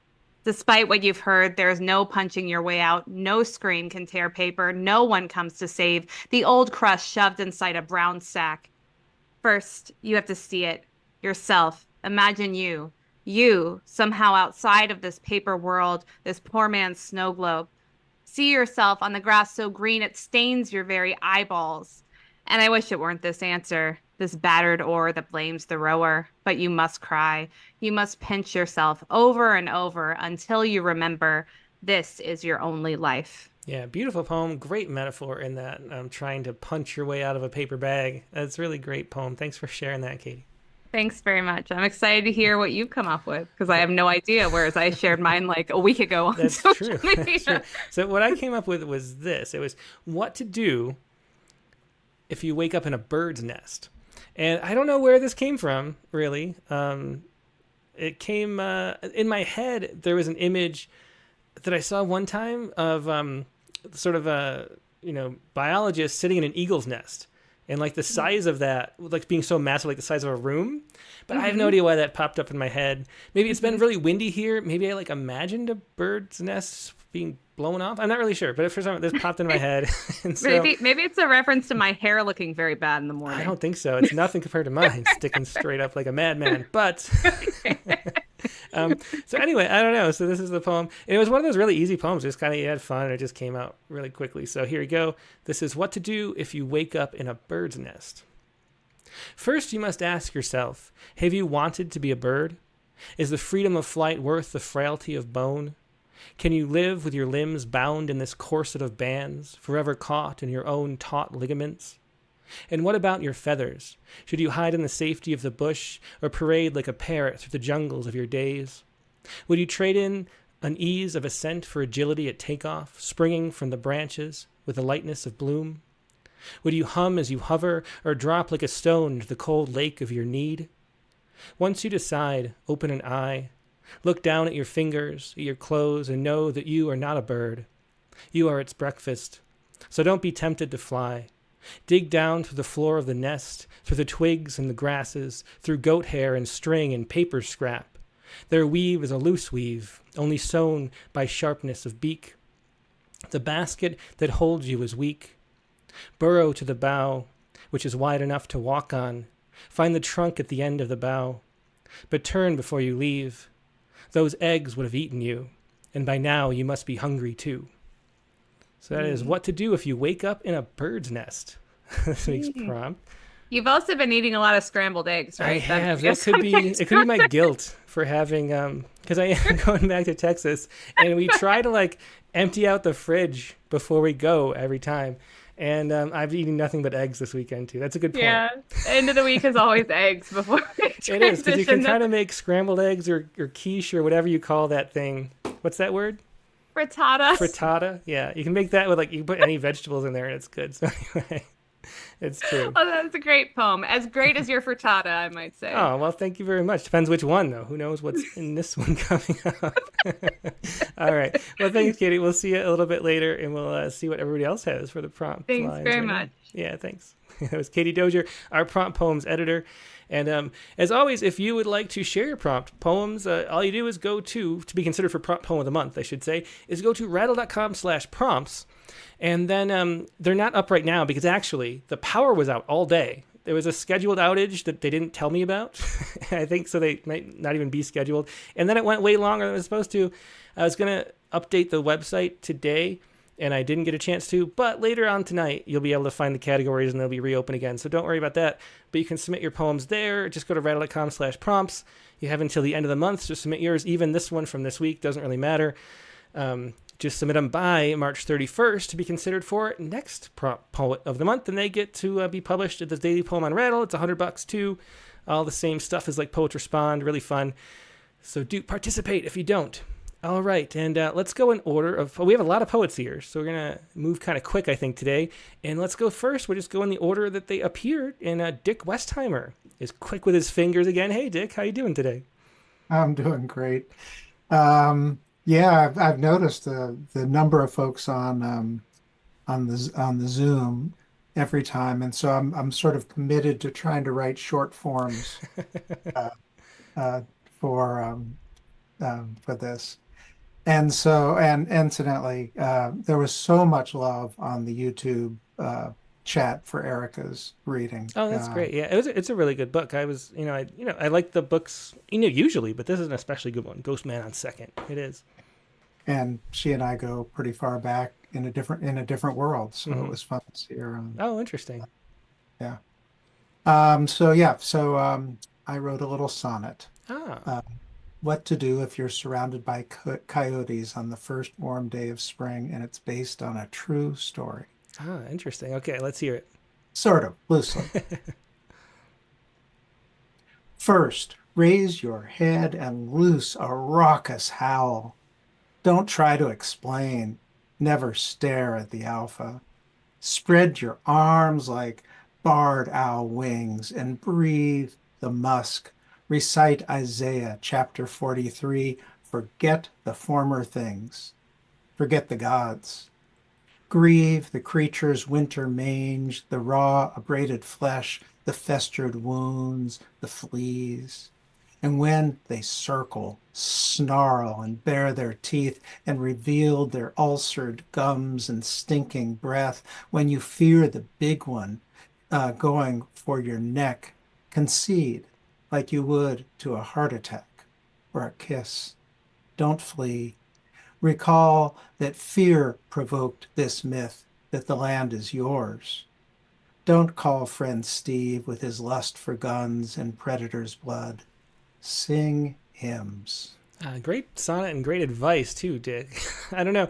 The coyotes here, I think, are maybe scrawnier and smaller than other places in the country, because they don't seem scary to me, but then other people always, in other places seem like, I think they're bigger other places. Like we are in the desert area, and they're more desperate and like just eating mice or something.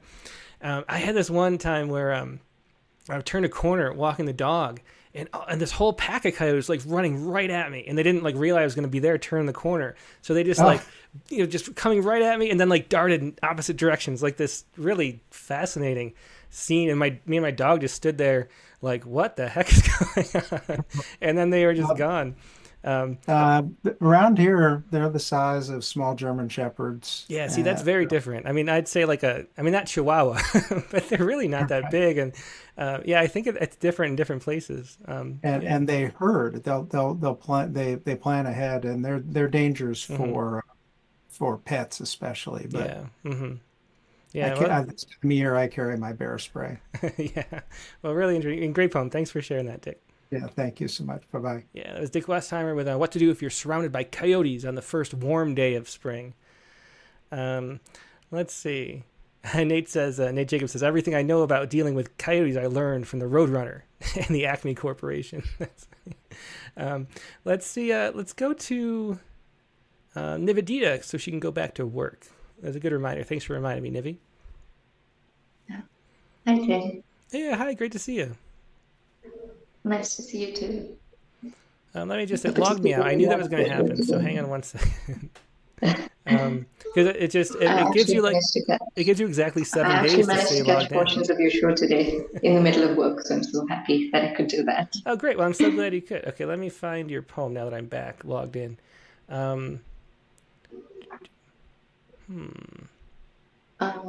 So while you find it, I'll just tell you that mine's sort of a light verse poem this time. Uh-huh. I just didn't know what to write about. Ah, here we go. Okay, So it took a little bit. Okay, so what to do if you go ahead and tell everybody. Okay, so like you're saying, it's a light verse poem. But the ending is not serious, but it's something I think that we all need to follow, but that I can raise my hand and say I'm guilty of not following it. So let's just leave it at that now. Okay. So here we go. What to do if your dog eats your homework? When Spike snacks on my schoolwork, oh no, I watch helpless as horror takes over and panic starts to grow. The ink smudges, the paper crinkles, and my math worksheet now flutters, worn and wrinkled. Should I scold him or just join in the fun? For what's done is done, and my homework's, well, none. Perhaps maybe, tomorrow, I'll tell my teacher my dog decided to take a bite out of my algebra worksheet under the jaundiced lamplight. But no doubt she'll never bite my tail. No matter that is the truth, and it should prevail. In the end, this here's the lesson. Funny but true. Always keep your homework secure from your dog's view. But in all seriousness, what's lost can always be found in the end in laughter, much like the absurdity of this dog's penchant for paper. And so I embrace the moment because it's amid the pages of life, chewed and torn, that we find laughter and ourselves reborn. Oh, that's Thank great. you. Yeah, nice. I love the rhymes and the way the playfulness works through that poem. Thanks for sharing that, Nivi. Thank you, Tim. Thanks, everybody. That was a great show. Thank you. Yeah, that was Nivi Karthik with What to Do If Your Dog Eats Your Homework, which, yeah, I wonder if the dog's ever actually eaten my kid's homework. Probably. Okay, let's go next to Carla Schwartz. Hi, can you hear me? I can. Good to hear you, Carla, and see you. Hello. Hi, yeah, great night of poetry. It's amazing so far. And I did a poem that's called What to Do If You Visit My Sister. Well, it's a good advice. Wait and see. Okay, let's hear. What do you do when my sister hands you the brand new shower curtain and tells you to take it with you when you're done? If she offers you a bar of soap for the shower and then tells you to take it too when you're done? If she insists you leave the bathroom door open when you use it, one more opportunity for her to order you around? Embrace the shitty plastic toilet that comes with the rented van. Its liner, a trash bag that sticks to your ass when you sit down. The liner itself eventually lined with pee and more from use. This nasty unit, a respite from the helplessness you steep in each time you ask yourself, how can I help my sister? Construct a rose from the cheap blue curtain you take home. Crumple it into petals and attach it to a pole. A blue rose, like in William's play, from your sister's glass home. Plant it in your yard, though.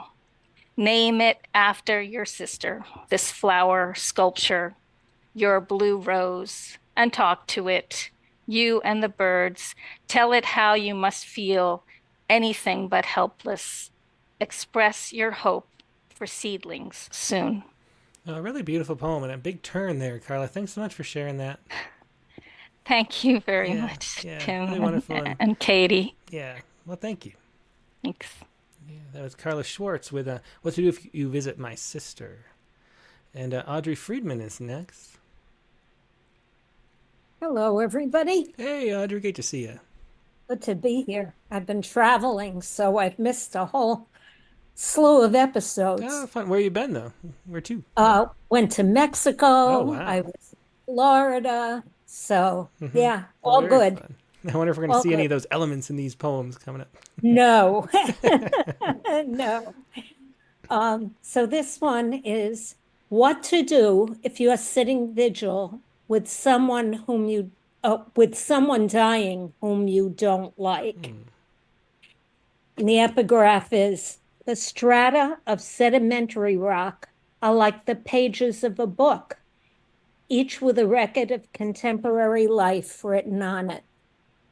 Jeanette Winterson. And this is a pantsuit. Pages of cold stone hold our history. Entrapped in a slab of rock, nothing will change. You can't express feelings or say she'll be missed. Just sit quietly at a distance. She knows she's not alone. Entrapped in a slab of rock, no more revision. You're cast in marble, granite, or hard gray shale. Sit quietly. She'll know she's not alone. In the meantime, read elegies to imagine grief. You are hardened, a slab of marble, granite, or shale, watching the monitors with their jumpy tracings. Read poetic elegies to learn to cry. Hobble fragments from slivers, shards, detrital remains. Listen to monitors with their erratic songs. Don't tell her she'll be missed. Just cobble the fragments, the slivers and shards. Pages of cold stone have sealed our stories. Yeah, thanks for sharing that. A really wonderful pantoum. And the use of the form, since we talk so much about form, is so well for the waiting and sitting vigil there with the repetition of it. It's a perfect poem topic for that form. Thanks for sharing that, Audrey. Thank you. Yeah, it was Audrey Friedman with What to Do If You're Sitting Vigil with Someone Dying Who You Don't Like. And Carolyn Codd is next up. Hello. Hi, Carolyn. Great to see you today.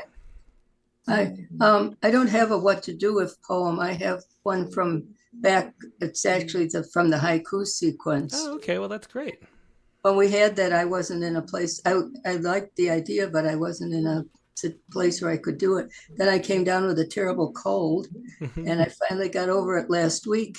I was doing some exercises, and a tango by Carlos Gardel came on the radio, and right away this idea and these words started coming. I had to stop doing the exercises and started writing down some words. Oh, interesting. And this isn't exactly haiku, but it's I would say it's a short sequence of mini poems about love. Oh, okay. Well, let's hear it. Oh, I called it Tango. Tango, tango, I had a broken heart. Los años pasan, years fly by. Some carry weights, others have only wings. Ahora, now, here I am. Mi corazón has healed. Otra vez, my heart can dance and sing. Beautiful. Yeah, great haiku sequence. Thanks for sharing that, Carolyn. English in there. That's great. Thank you. Okay. Yeah, it was Carolyn Codd. the haiku sequence. And next, go to Mike Bales. Poet tonight is about the best one I've heard from Rattlecast. There have been some notable ones like Toshani Doshi, yeah. Doshi and Francesca Bell. I've been to Chicago a number of times, but I have to say my poem was a once in a lifetime occurrence. Kind of showed a human side of my dad. And it's called If Your Dad is About to Take a Wrong Turn in Chicago. If he says he knows the way, believe even when there's traffic on the other side. If he turns off the radio, look to him with your mom and keep the conversation warm while you sit in the back seat. And when you're in the middle of buildings reaching to the sky, keep a keen eye on people crowding sidewalks.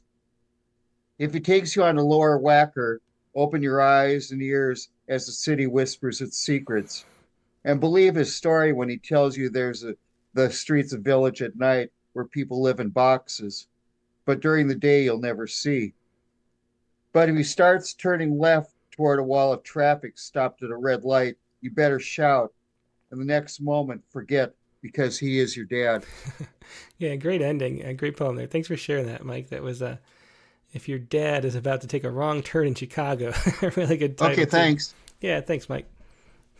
So Mike Bales, once again. Let's go next to Chelsea McClellan. Hello. Hey, Chelsea, welcome back. Thank you. Let's see. Let me pull up what you've got here.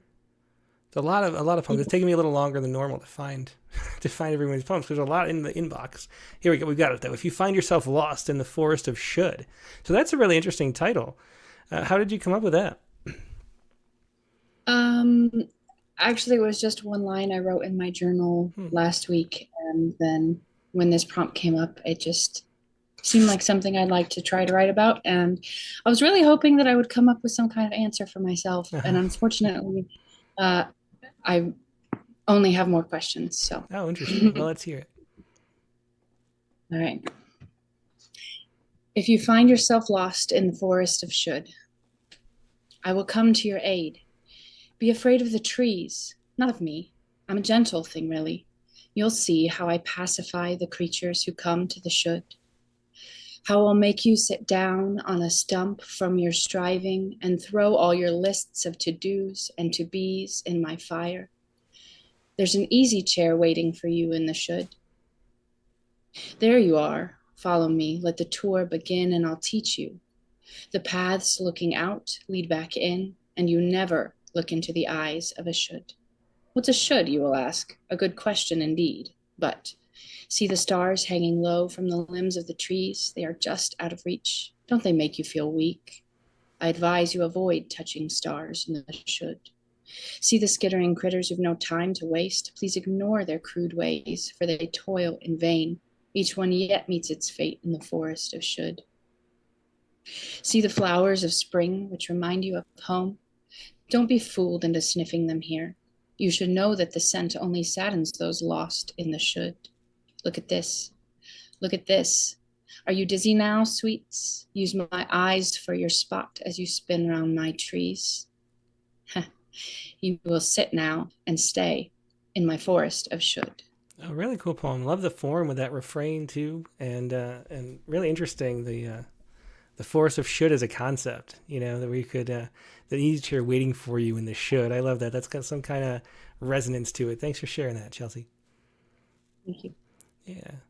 Once again, that was Chelsea McClellan with "If You Find Yourself Lost in the Forest of Should."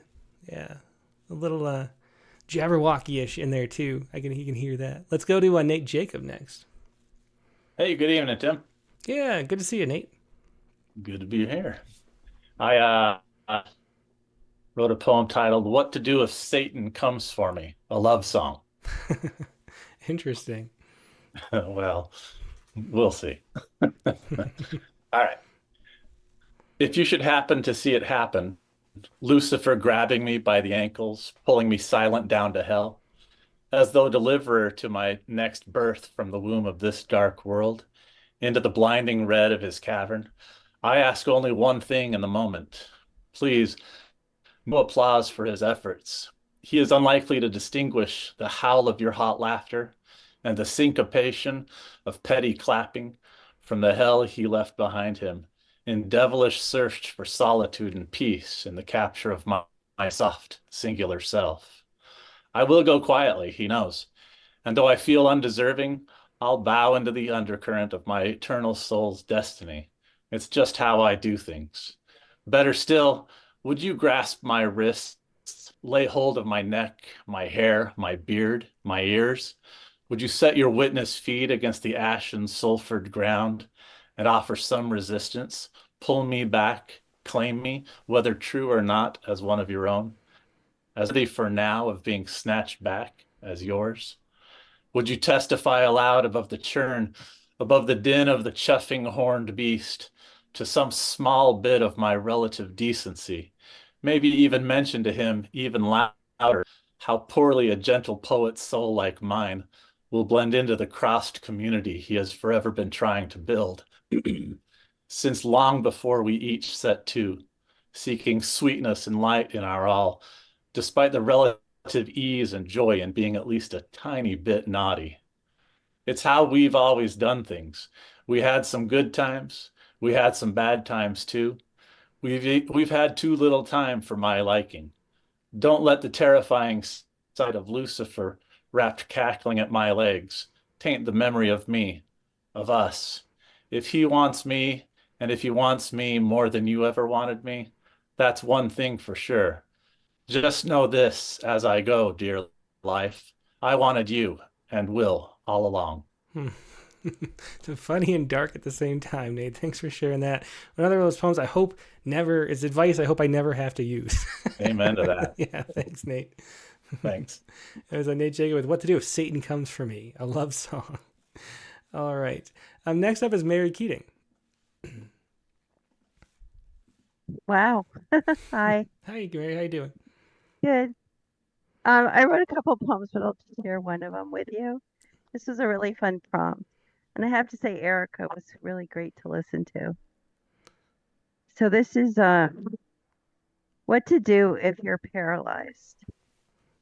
The real kind of paralysis, not a fleeting fear that immobilizes your brain from communicating with your body. So that is what happens when connections sever, when neurotransmitters go on strike, leaving you stranded in some ungodly place no one was ever meant to inhabit. And the conductors no longer honor your ticket. And no matter how much you rail, beg, or plead, your body remains in a space unforgiving as acid. But fear not. This poem will walk with you until your wheels steady, your movement in a chair fluid enough so you can dance. And you have faith that your life is not over, but different, maybe fuller than expected, as isolation offers the opportunity to be. Meditate on the meaning of it all. If you reject pity and poor me syndrome, which swallows you whole like a puddle of quicksand. First, relax. Don't pretend this isn't real or wish it away. Accept it. Next, work harder than you have ever to become independent as possible with sliding boards, self-control lifts, part-time or full-time aids if needed, good family or friends. You can live how you choose, but it will be hard to find accessible homes and your choice of cars is limited.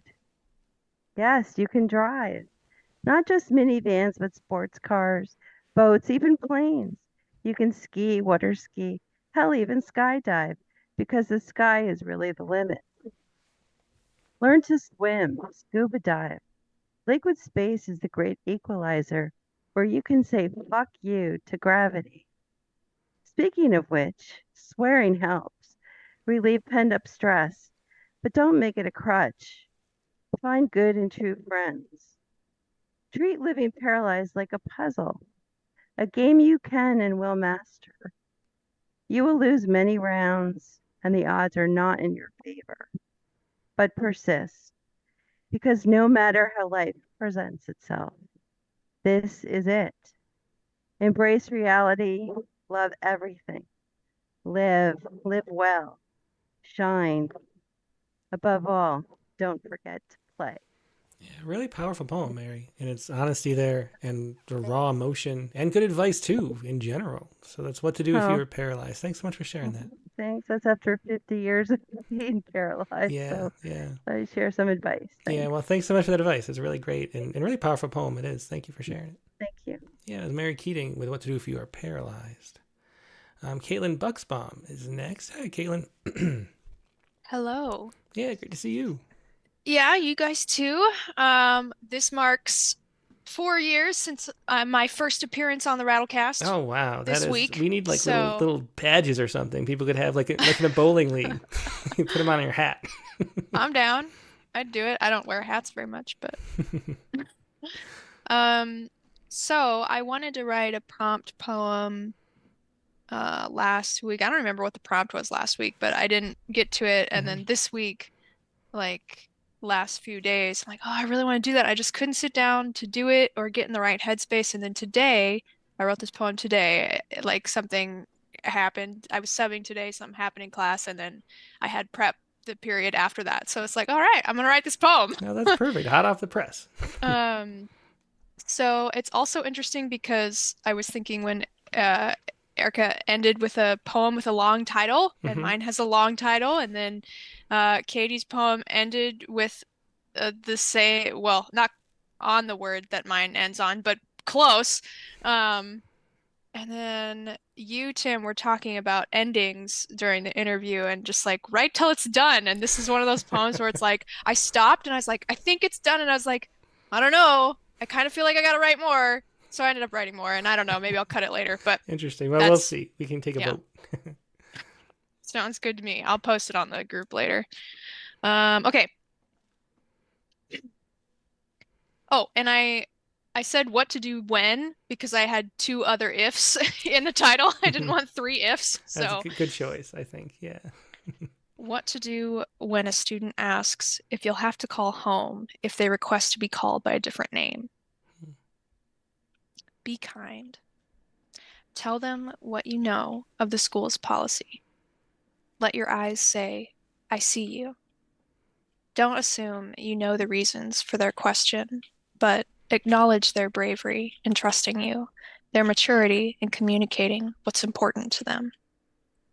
Consider what it means to be in conflict with naming, with oneself, at an age where so much is changing. Pray if you're moved to do so. Listen to the gentlest voice of your convictions, knowing they may not be shared. Act only with compassion and never out of fear. Remember. Yeah, great poem too. I love that. Listen to the gentlest voice of your convictions. Yeah, that's a great line and a great way to think about so much. Thanks for sharing that, Caitlin. A really important poem too to talk about that issue.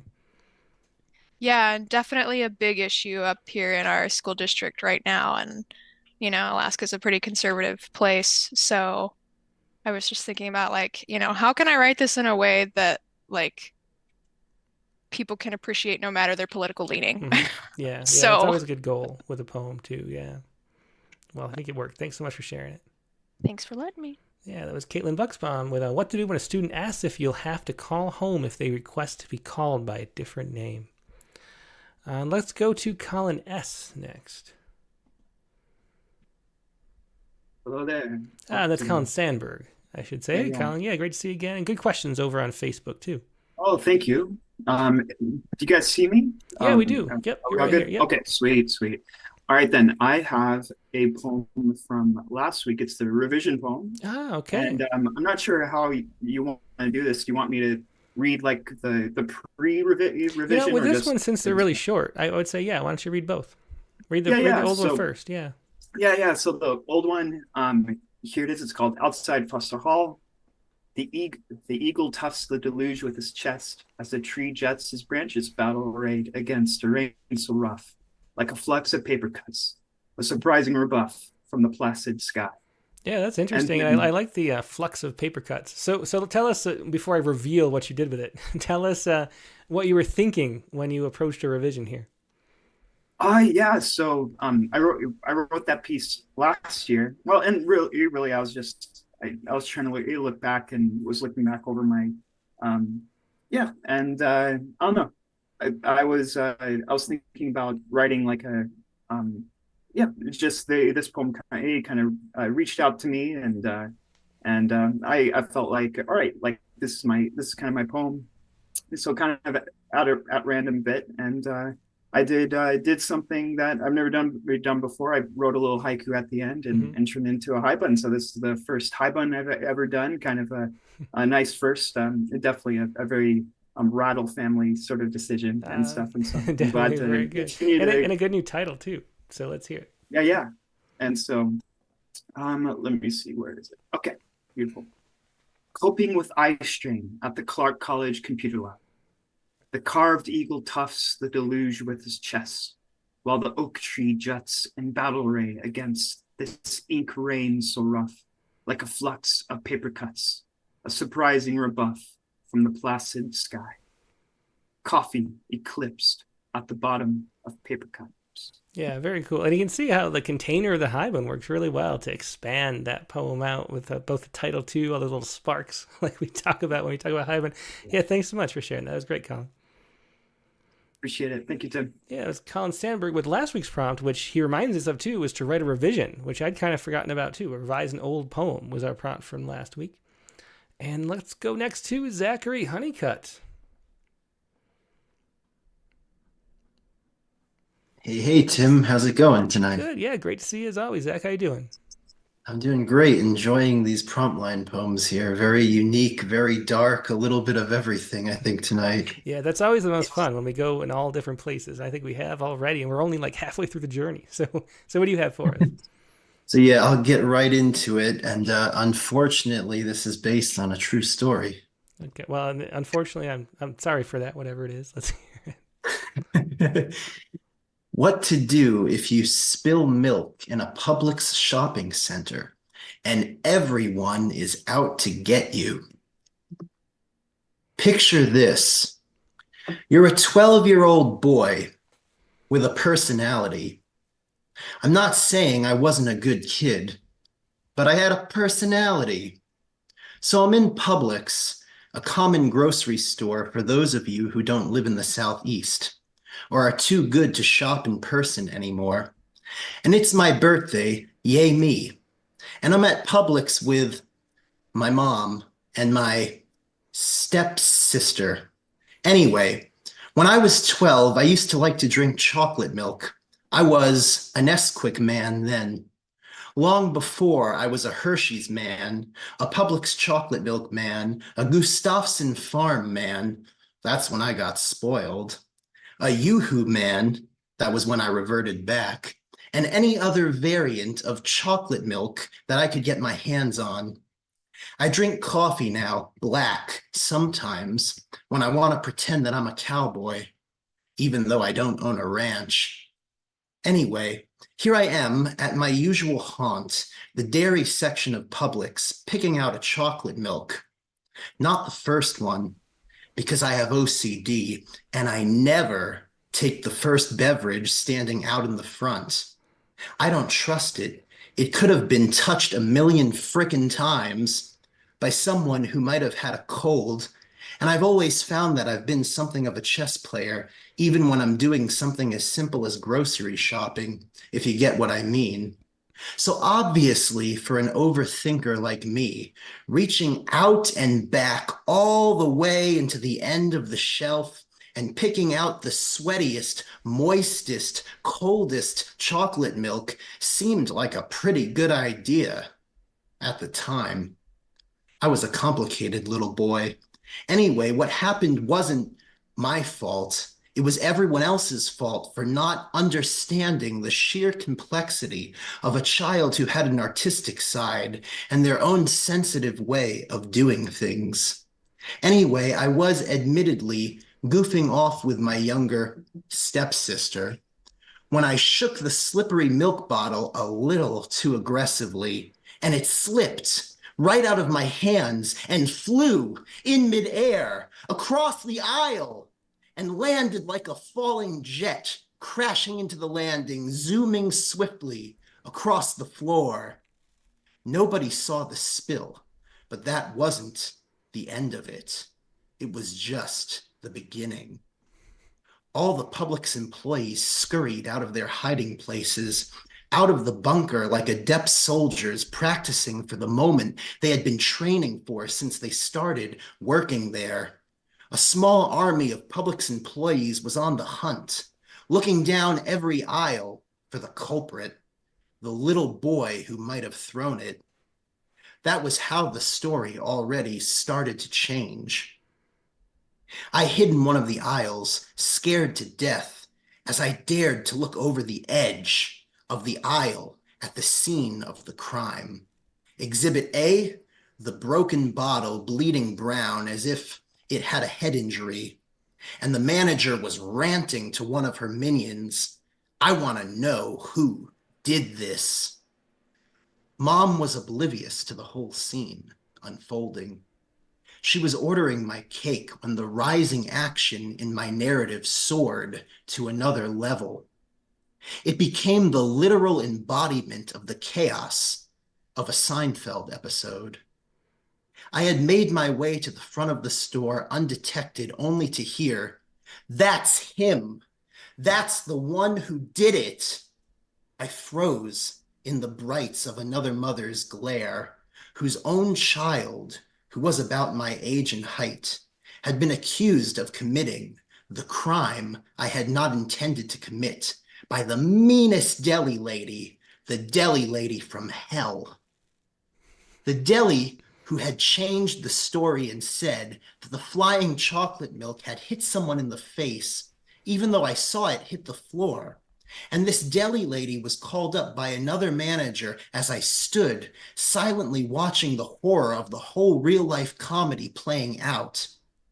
"If that lady wants to take it outside, I'll take it outside," she complained. About the mother to the manager, "I'll take it to court." I finally exploded like one of the balloons at my party to the manager. "I made a mistake. It was an accident. I didn't want the other boy to be accused of what I did." I was practically in tears. Confession felt good, and the manager seemed like the only nice person there. Mom had lied low, perhaps pretending that I was someone else's child.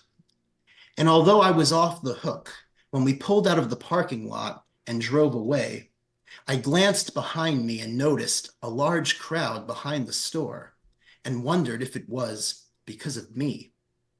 I guess you could say it was the party before the party, and the staff didn't even know that they had been invited. So I guess what I'm saying is, if you find yourself in a situation like this, if you spill some milk on a grocery store floor and someone says something along the lines of the adage, "Nobody gets upset over spilled milk," don't believe them and apologize immediately, because everybody gets pissed off about spilled milk, at least in Publix anyway. Well, thanks for sharing that, Zach. Great storytelling there. I was trying to think the whole time, is this a short story that you're pretending to be? But you kind of pulled it out with that Publix line at the end. I think that kind of turned it into a poem. It's a poetic short story. It is definitely a good narrative poem and a good story. Thanks for sharing it. Entertaining the whole way through. Yeah, thank you guys. See you guys next week. Great episode. Take care, Zach. Thanks. So Zachary Honeycutt with What to Do If You Spill Milk in a Public Shopping Center and Everyone Is Out to Get You.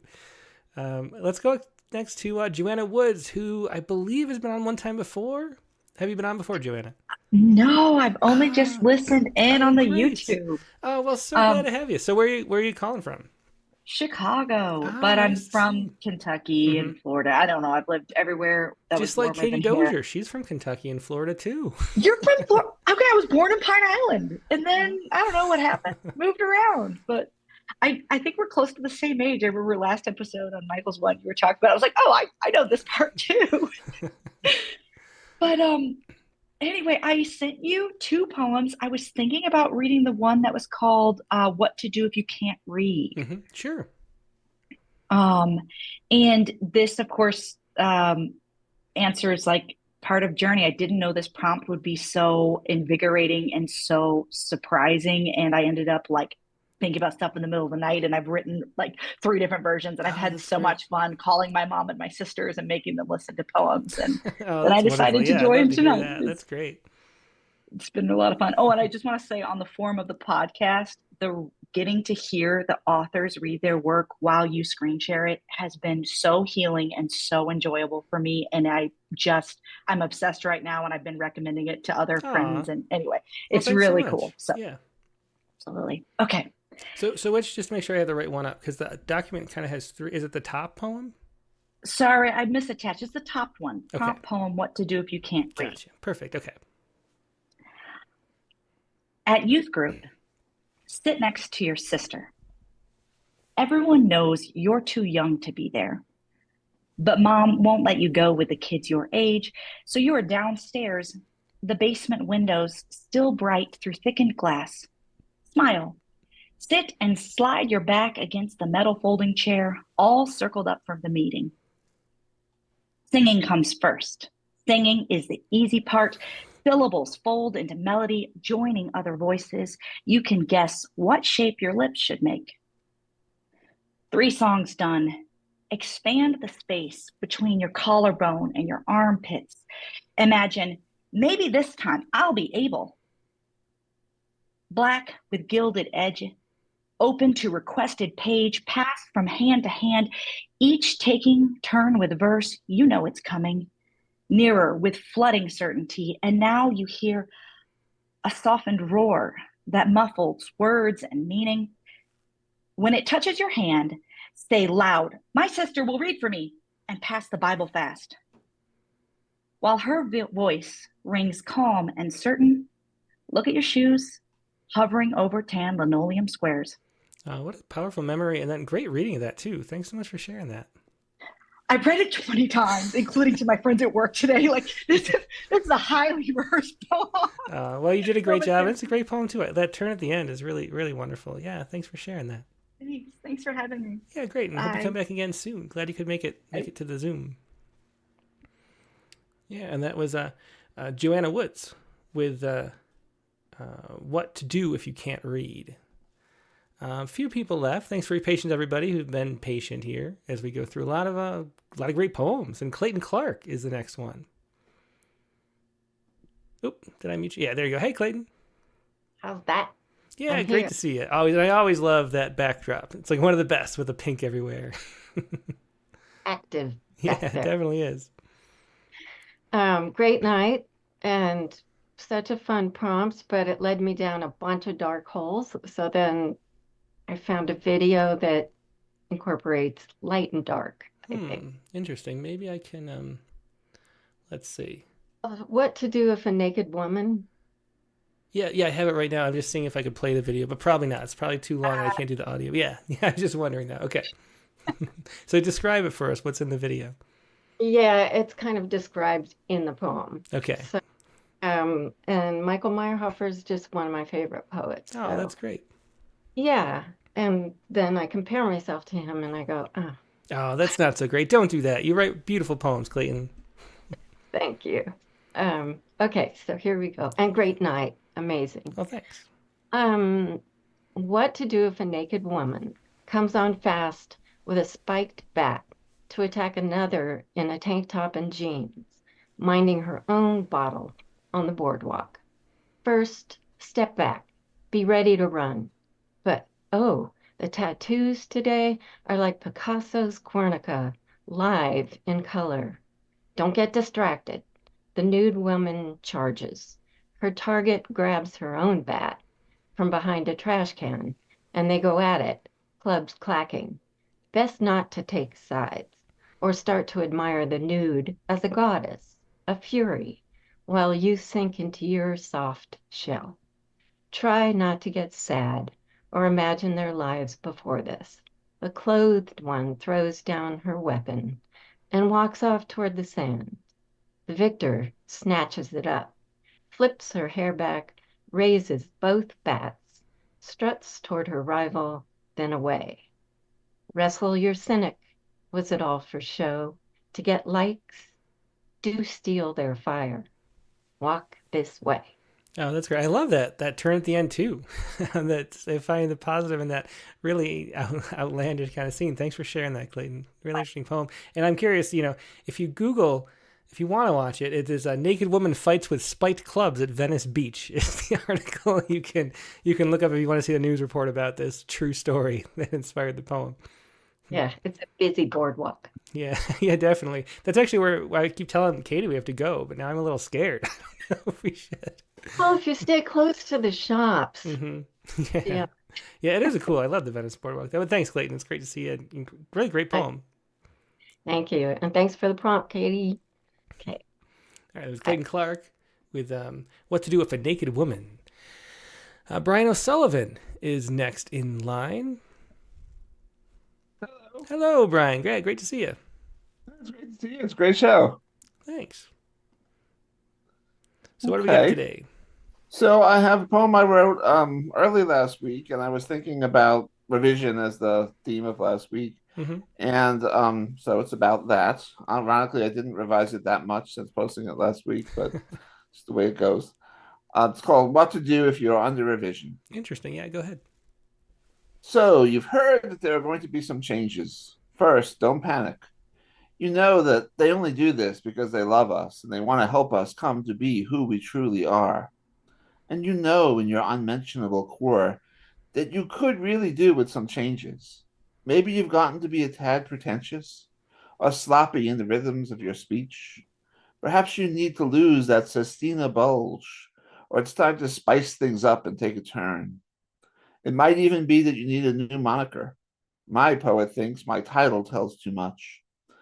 But if they're getting you wrong, you don't have to stand for that. You can whisper to them in their sleep or when they're brushing their teeth and thinking of you, and remind them what you're all about. Finally, remember who has the power in this relationship. If they're really trying to change us into someone whom we're not, we can just flatly refuse to sing. That's great. And I love that sestina bulge, Brian. Yeah. There's interesting after talking about that so much tonight. So we get rid of that sestina bulge. Thanks for sharing. Thanks. Yeah, it was Brian O'Sullivan with What to Do If You Are Under Revision. Great title, too. Jared Campbell is up next. Hello. Hey, Jared. Great to see you. Good to see you. Okay, let me pull up your poem. What you got for us? Yeah, so I got What to Do If You Suspect You Were in the Wrong Universe. I've suspected that from time to time throughout my life. Yeah, right. I have. And now I'm going to know how to, I don't know, do you want to get back to the right one, hopefully? Let's see. Yeah. So, what makes you think you've gotten lost in the wrong universe? Does coffee smell wrong? Has chocolate lost its taste? Do your loved ones look at you with the blank incomprehension of doppelgangers? Do friends and colleagues talk and all you hear is noise? Do the rules that seem to be so natural to others appear bewildering, inconstant, and unjust? What did your partner say? Silent, gape-mouthed confusion? I hate to be the one to tell you, but you're right. You don't belong here at all. What's worse, there's no way back to any other world. Make the best of it, I guess. No, there's nothing I can do. Maybe if we hold our breath and think really hard, we can leap back. There's no way back. When it was the Berenstein Bears instead of the Berenstain Bears. Yeah. All right. Well, thanks so much for sharing that, Jared. Thank you. Yep. Have a good night. Yeah. Fun poem. That was What to Do If You Suspect You Were in the Wrong Universe. And yeah, I swear, in my original universe, British Petroleum did not exist. That's all I'll say. There was no such thing. I filled up my gas tank to mow my grandma's lawn every day. It was not British Petroleum. Then one day it was. What are you going to do? Anyway, Bishush and Mishra is up next. Hey, Biz. Hey, Tim. Sorry. Good evening. How are you? I'm great. Yeah, great to see you. Good to see you, too. It's good poems. Yeah, great poems. I'm looking forward to hearing yours. What you got for us? Oh, I got a poem. It's called What to Do If You're Stuck in an Elevator. Ah, that could come in handy too. Another one of these ones that might save our lives. I would like to know. But this happened to me a long time back when we didn't have cell phones. So this may be a little out of place, but I tried to adapt it so much I could. Well, this is true. In the office that Alan's office, it's sort of like Rattle's office, but it's really like a file cabinet. The elevator there, I have no cell phone reception in, and I noticed that because my like podcast or whatever, I'm listening to something drops out, and I'm like, oh, if this gets stuck, what do I do? So let's hear. Yeah, if they're metal ones, like I think there's something that blocks it. Yes. Yeah. Yeah, definitely. I think it's a little dangerous these days, but let's get some filtering in for the cell phones. Anyway, all right, let's hear it. Okay. What to do if you're stuck in an elevator and it's after hours? Let's throw a curveball. It's a Sunday. Now let's assume it's rained on the pitch. Good for some, it's long weekend. But don't panic. It's a bit nerve-wracking, agreed. But focus on your breath. Don't take long breaths. Just watch. Count. Now see the red button with a bell sign. Buzz it. Then give a minute. Meanwhile, more breath watching. Then again buzz. Don't lean on it. And I forgot to mention, don't call your home yet. Rather watch something on the phone and buzz again. If no one comes in, bang the doors, then buzz. Now don't use your phone too much. Hopefully you'll still have enough bars on it to call home. And wait. And pray if that takes your mind off for the wait. Or if you are a bathroom singer like me, a bad one, real bad, you can let it out. That might work. Who wants to bear with that kind of singing and off-tuned drum beats on the door? Don't panic too much. Someone will come. They always do. Try to recall. Have you ever read a news of otherwise in an elevator? If you haven't read it already, don't bother. Don't Google. Remember, save the bars, and it won't matter. So why bother? Anyway, elevators are only for getting off and on, not making home, and they won't let you make one. That's great. Thanks, Chris. Yeah, I was at the office there. I was talking about on Sunday too, and it was raining in LA, which is, all those things combined. If you read this poem last week, I would have been really freaked out.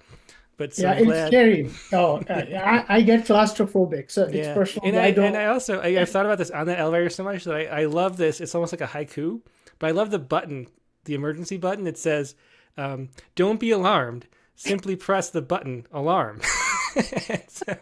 That is an haiku. It really is. I know. I think about that every time. I'll take a picture next time I'm there. But anyway, thanks, Ben. It was great poem. Good talking to you. Good night.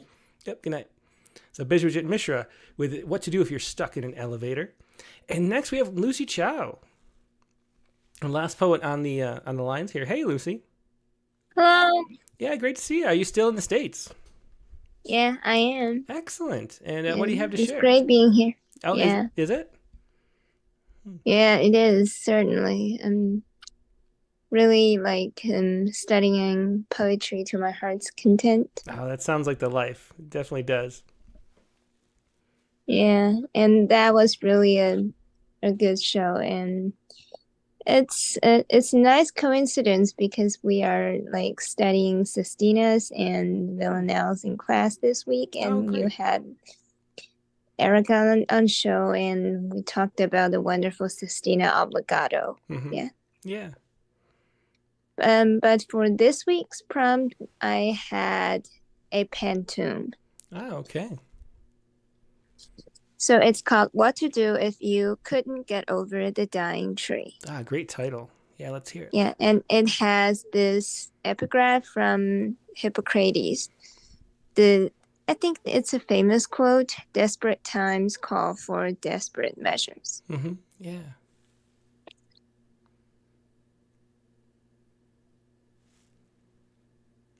Are you there? Did we lose you? Leaves threadbare. Oh, do you want to start over? I think it froze for a second. Do you want to start over? Okay.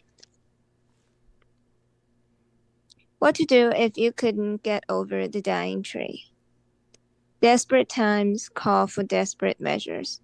Hippocrates. It's been a year. Her wild banksia has grown badly sick. Leaves threadbare, flowers charred, branches too brittle to welcome wattle birds. bark more lackluster than its healthy neighbors. Worried sick by leaves more threadbare, flowers charred, darker around edges, no longer creamy, she compares its bark's luster constantly with its healthy neighbors. Wrinkles creep up her head, gray into her wild hair. The day's darkening edges are without compare the worst that ever framed her brittle frame. The tree's creepy wrinkles, graying wizened hair, have played and gnawed her old feeble heart. What if the worst came to strike its brittle frame dead totally? A storm, an arborist who presumes he knows what plagues and gnaws the tree's heart. I'm done, kind people, deal me a clean, quick quietus. Before death, storms, or arborist's presumption bereaves her of her wild banksia, she takes action. I'm done. It's kind to deal myself a clean, quick quietus of growing grief. She doffs her shoes, takes the saw. Fearing bereavement, she gets mad with action. Call me slapdash, impulsive, I don't care. She dashes at boughs, one hand holding the saw, scrapes a hand, snacks a shin, doesn't even notice. This tree is left to my slapdash, impulsive care. She leans and hacks dead wood, hoists, slides down, gashes the thigh on the tree's broken shin, notices her heart wildly racing, the cuts deep and long. Amid hacked dead wood she stands, blood down her shaking limbs. She goes in, dresses her wounds. Her heart bleeds with the tree's cuts, deep and long. She watches it like Nightingale watched her patients. Sap starts drying round the tree's undressed wounds as her bruises unpurple, gashes scar, scratches go. She watches it like Nightingale watched her patients, proud and relieved. I heal my tree and it heals me.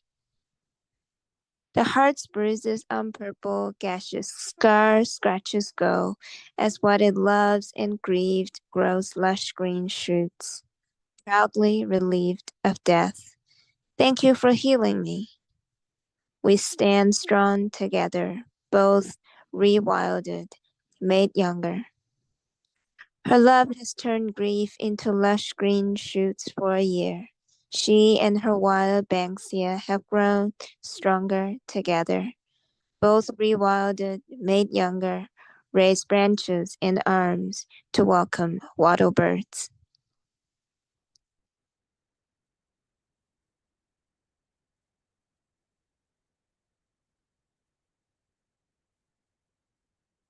Oops, sorry, I was on mute.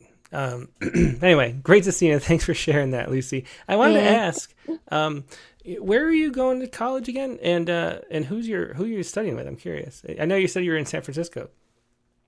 Actually, I'm in Berkeley, so I'm at University of California, Berkeley, and actually the verse workshop I'm attending is with Professor Tim Wood. Ah, okay, very cool. So I'm having a lot of Tims in my life. Yeah.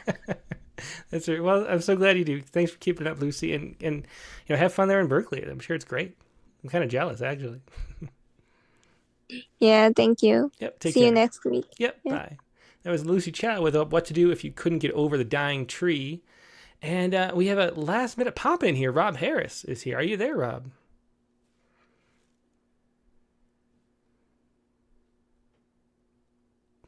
Rob, I'm curious to see how the sphere with you two was. So I really want to hear Rob. Are you there, Rob? Maybe Bono stole his mic. Rob. Oh, there you are. Hello. Hi. Yeah. So how is the? Yeah, great to see you there, Rob. I didn't realize you were still on. I was doing a lot of driving today. So no problem. But anyway, I was saying I'm excited to hear about the sphere, because I've seen the outside with Katie. It's amazing. What is it like inside?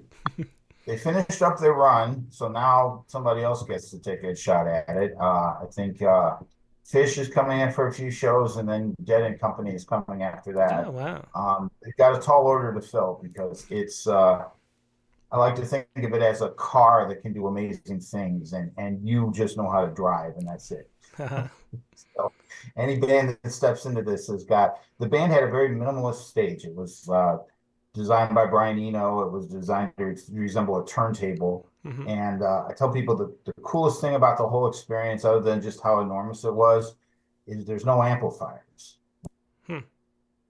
Oh, it froze. Uh-oh. Ah. Hey, Rob, why don't you, if you're still there, why don't you turn off your video? So Never been to a concert that hasn't gotten so Wait, hang on a second, Rob. Turn off your, the connection's not great. Turn off your video, and then we can just hear you, and I think that'll be better. There you go. Yeah, so what you're saying about there's no amplifiers? They don't need the music just comes from the structure of the place itself. Since it's all circular and everything, there's no real place to put the big stacks and the amplifiers. That's really cool. So it's like surround sound at a concert with you two. That's really neat. Well, we got to see something there sometime because it is so cool from the outside. and so you know how like when you're at a concert and you're like far away, you really can't see the stage, but you can look at the screen and kind of see the band on the screen, and you figure, well, that's the best I can do because at least I can see what's on the screen. In there, the resolution is so good, the picture quality is so good, it looks like you're actually looking at the people. It's like, imagine Bono if he were like 40 feet tall, on the wall.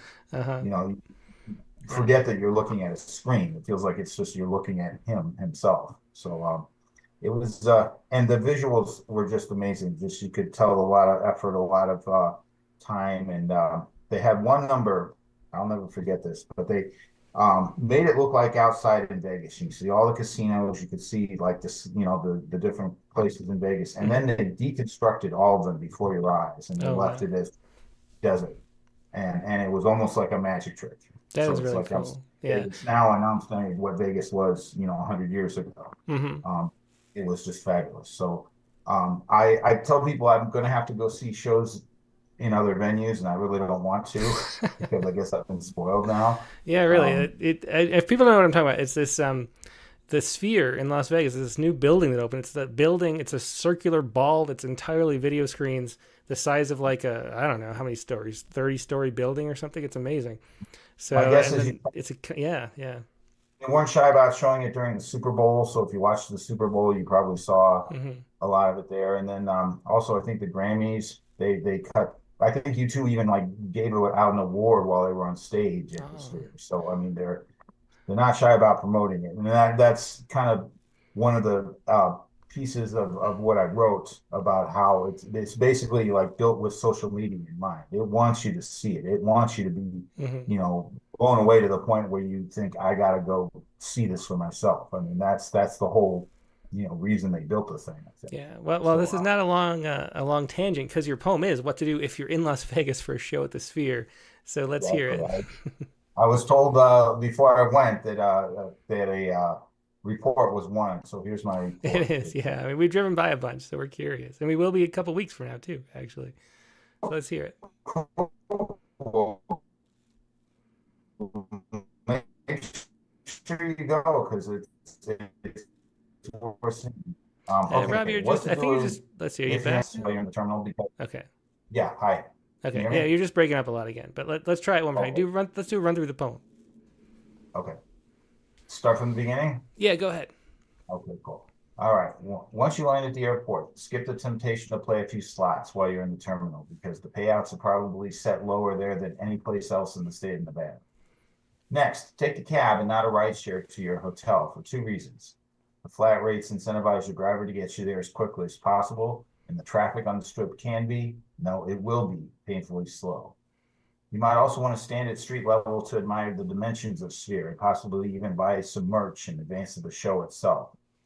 But be aware that just hanging around on the structure's perimeter feels kind of weird, and there aren't yet any Sphere-specific items available. But for $8 plus tax, you can buy a refillable aluminum water bottle at the show that reads Sphere on the side, which is the closest you can get, at least for now. On the day of the show, make your dinner reservations at one of the places on Restaurant Row in the Venetian, and don't be shy about gambling there either. It's a nice place, and the last thing you want to be doing is running around right before the show starts. Also, be sure to take copious amounts of photos, both interior and exterior, so that everyone will know you've actually been there. Someone spent upwards of $2 billion building this thing, and it wants to be seen every bit as much as you want to share it. And lastly, enjoy the show. Very fun. We asked for a full report, Rob, and we've gotten it. That was a full report from the Sphere. Thanks so much for sharing that. Thank you for letting me share it. I appreciate it. Hope you have a great week. Yeah, you too. I'm glad you had a good time. Thanks. Yeah, it was Rob Harris with what to do if you're in Las Vegas for a show at the Sphere. All right, and let's see. Yeah, so that's going to wrap up the show for today. Well, yeah, let's do an extra bonus poem. This is from Emma Murph, who says, we can't do a bunch of these, but we'll do one this time. She said, greetings from Madrid. I discovered the Rattlecast about a month ago and have been listening from afar. I'm so grateful for it. You've only just begun emerging from my cocoon to share my work, so it's encouraging to hear others sharing theirs. I tried my hand at this week's prompt. I don't think I'd be able to read live, as the open mic usually starts around 3 a.m. my time. But in the name of cocoon emergence, I'm sharing it anyway, and if someone is interested to read it, please do. So here we go. This is Emma Murph's poem, What to Do If You're Stuck in a Conversation About Fishing. So here we go. This is Emma Murph once again. What to do if you're stuck in a conversation about fishing. The first thing, and this is important, is to throw some weights around. Think 4 or 5 pounders, big fish but not massive, a true blackjack kind of exercise. You won't want to mention the bait and the tackle, all of that is implied. And if you've drawn up a line on some bobbers, might lend us some metaphor for waiting, let me now advise you otherwise. This is guts and glory and patience, for patience' sake. There isn't a poem in here, and did I tell you last week I got out on the water, hooked a few bass, tossed them all back? Was just after the thrill of the catch, just after the divinity of time alone, with this body that's 60% river and tends to forget that fact. Or something like that. Say, can I get you a beer? Great line there at the end. Thanks for sharing that. That was Emma Murph. And it's going to be, let's see, the high Sciku coming up a little bit, a little presaging that. So that's interesting too. And that's going to wrap up the prompt lines. Let's go back to our beloved prompt poems editor, Katie Dozier. Hey, Katie. Hey, I nominate Rob Harris to travel the globe writing poems about his cool experiences. That's a good idea. Maybe we can get some grant funding and just send him around. Yeah. our little poetry beat reporter.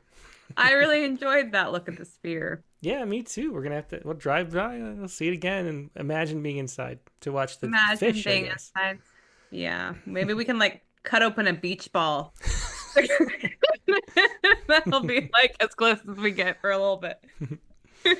So let's see. So for next week's prompt, and I don't think you have it written down, so I'll have to read it, I think, right? Thank you. I do not have it written down. That's okay.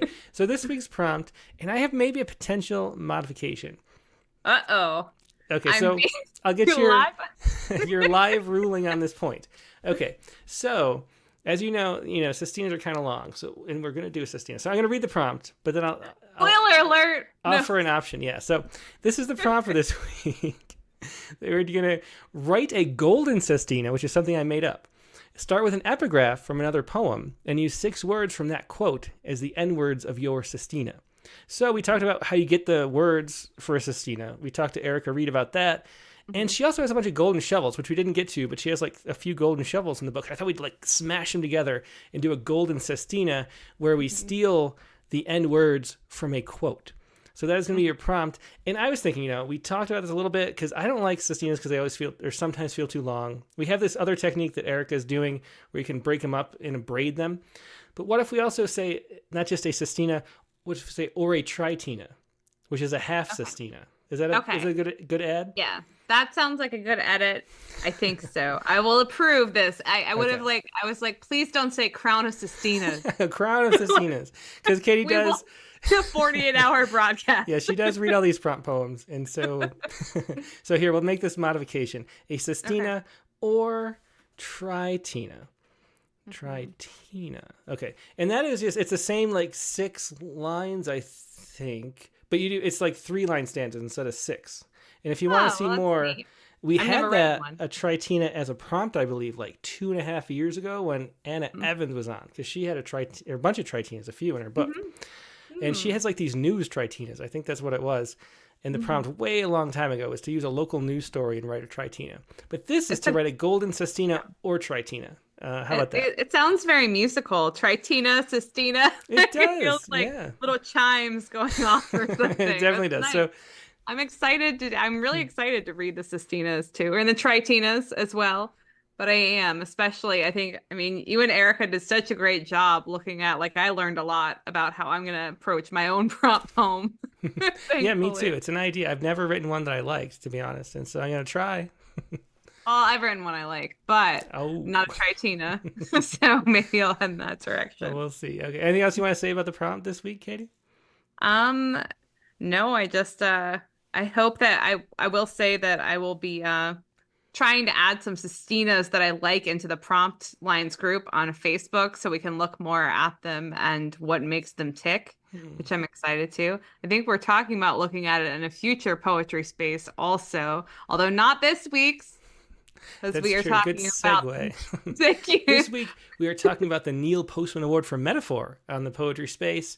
And if you haven't seen, because I've been terrible at it because there's been a bunch of stuff coming up every day that I'm supposed to, like, I'm going to promote posts and make a lot of big, stuff about it. And every time I do, something bad happens. So I haven't. Today the power went out. But we have announced, if you have the print issues of Rattle, this year's Rattle Neil Postman Award for Metaphor winner. And the winner is, if you haven't seen, here's a little drum roll.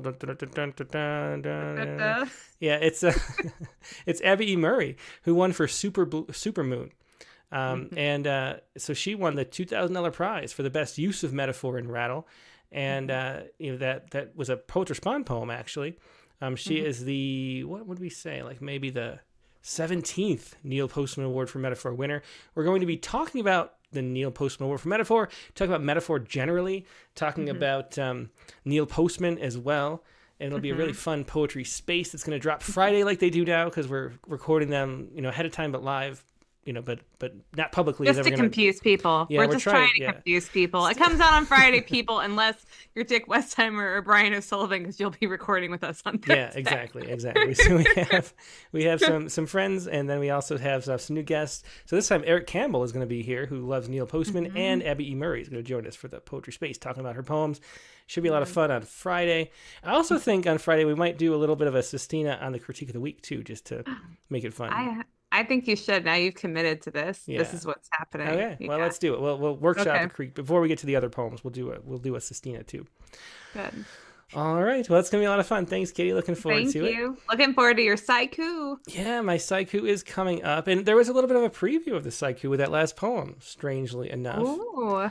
And the Sciku is this right here. It's based on this story. Which you might have seen. It was actually made some news headlines that I saw. A lot of times I get these from scientific, literature. I look at a lot of science crawlery type things just thrown on board. But this was actually in like a CNN article or something. And this is this right here. I'll see if I can make it so everybody can see it. It's right here.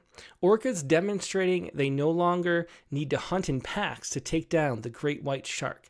And so this is actually science based on film from tourists who are like just on a boat taking pictures of orcas and a great white. And in 2 minutes, this single orca killed and ate the liver of a great white shark. And people didn't realize that orcas could take down a great white shark. And then then the orca swam by the boat and sort of like holds up its little liver, which is the reward. Apparently, the liver is so rich. They love tongue and they love liver, and they will eat that and sort of leave the rest of the animal behind. And that made me think of this Sciku right here. He hauls his trophy past our little boat, 6-pound test. He hauls his trophy past our little boat, 6-pound test. That is my memory from fishing. That is our Sciku. That is the show for today. It was a really good one. Thanks everybody for being here. I had a lot of fun. Great guests with Erica Reid. We had the Poet of the Month. Really wonderful prompt lines. Really great all around. Thanks everybody for participating as much as you do. I love it. Now next week on the Rattlecast, we are going to have James Cruz. Now, James Cruz is his wonderful anthologies that he does. The Path to Kindness is one of them, Poems of Connection and Joy. But he's really does just such a great job of spreading really happy poems and poems and positivity, which is not, we talk a lot about how dark things are in poetry, and James is sort of fighting the darkness. He always has, and these anthologies are some of the most read books of poetry around. He's also a great poet of joy and kindness of his own, right? He had a poem in the winter issue of Rattle. He's going to be our guest on Rattlecast number 236. That's Monday, March 11th, the regular time, 8 p.m. Eastern, 5 p.m. Pacific. We'll also do your prompt poems, your little sestinas, the golden sestinas or tritinas. And looking forward to that. Rattlecast number 236. See you then. Hope you have a great week in the meantime, and I'll talk to you later. Good night.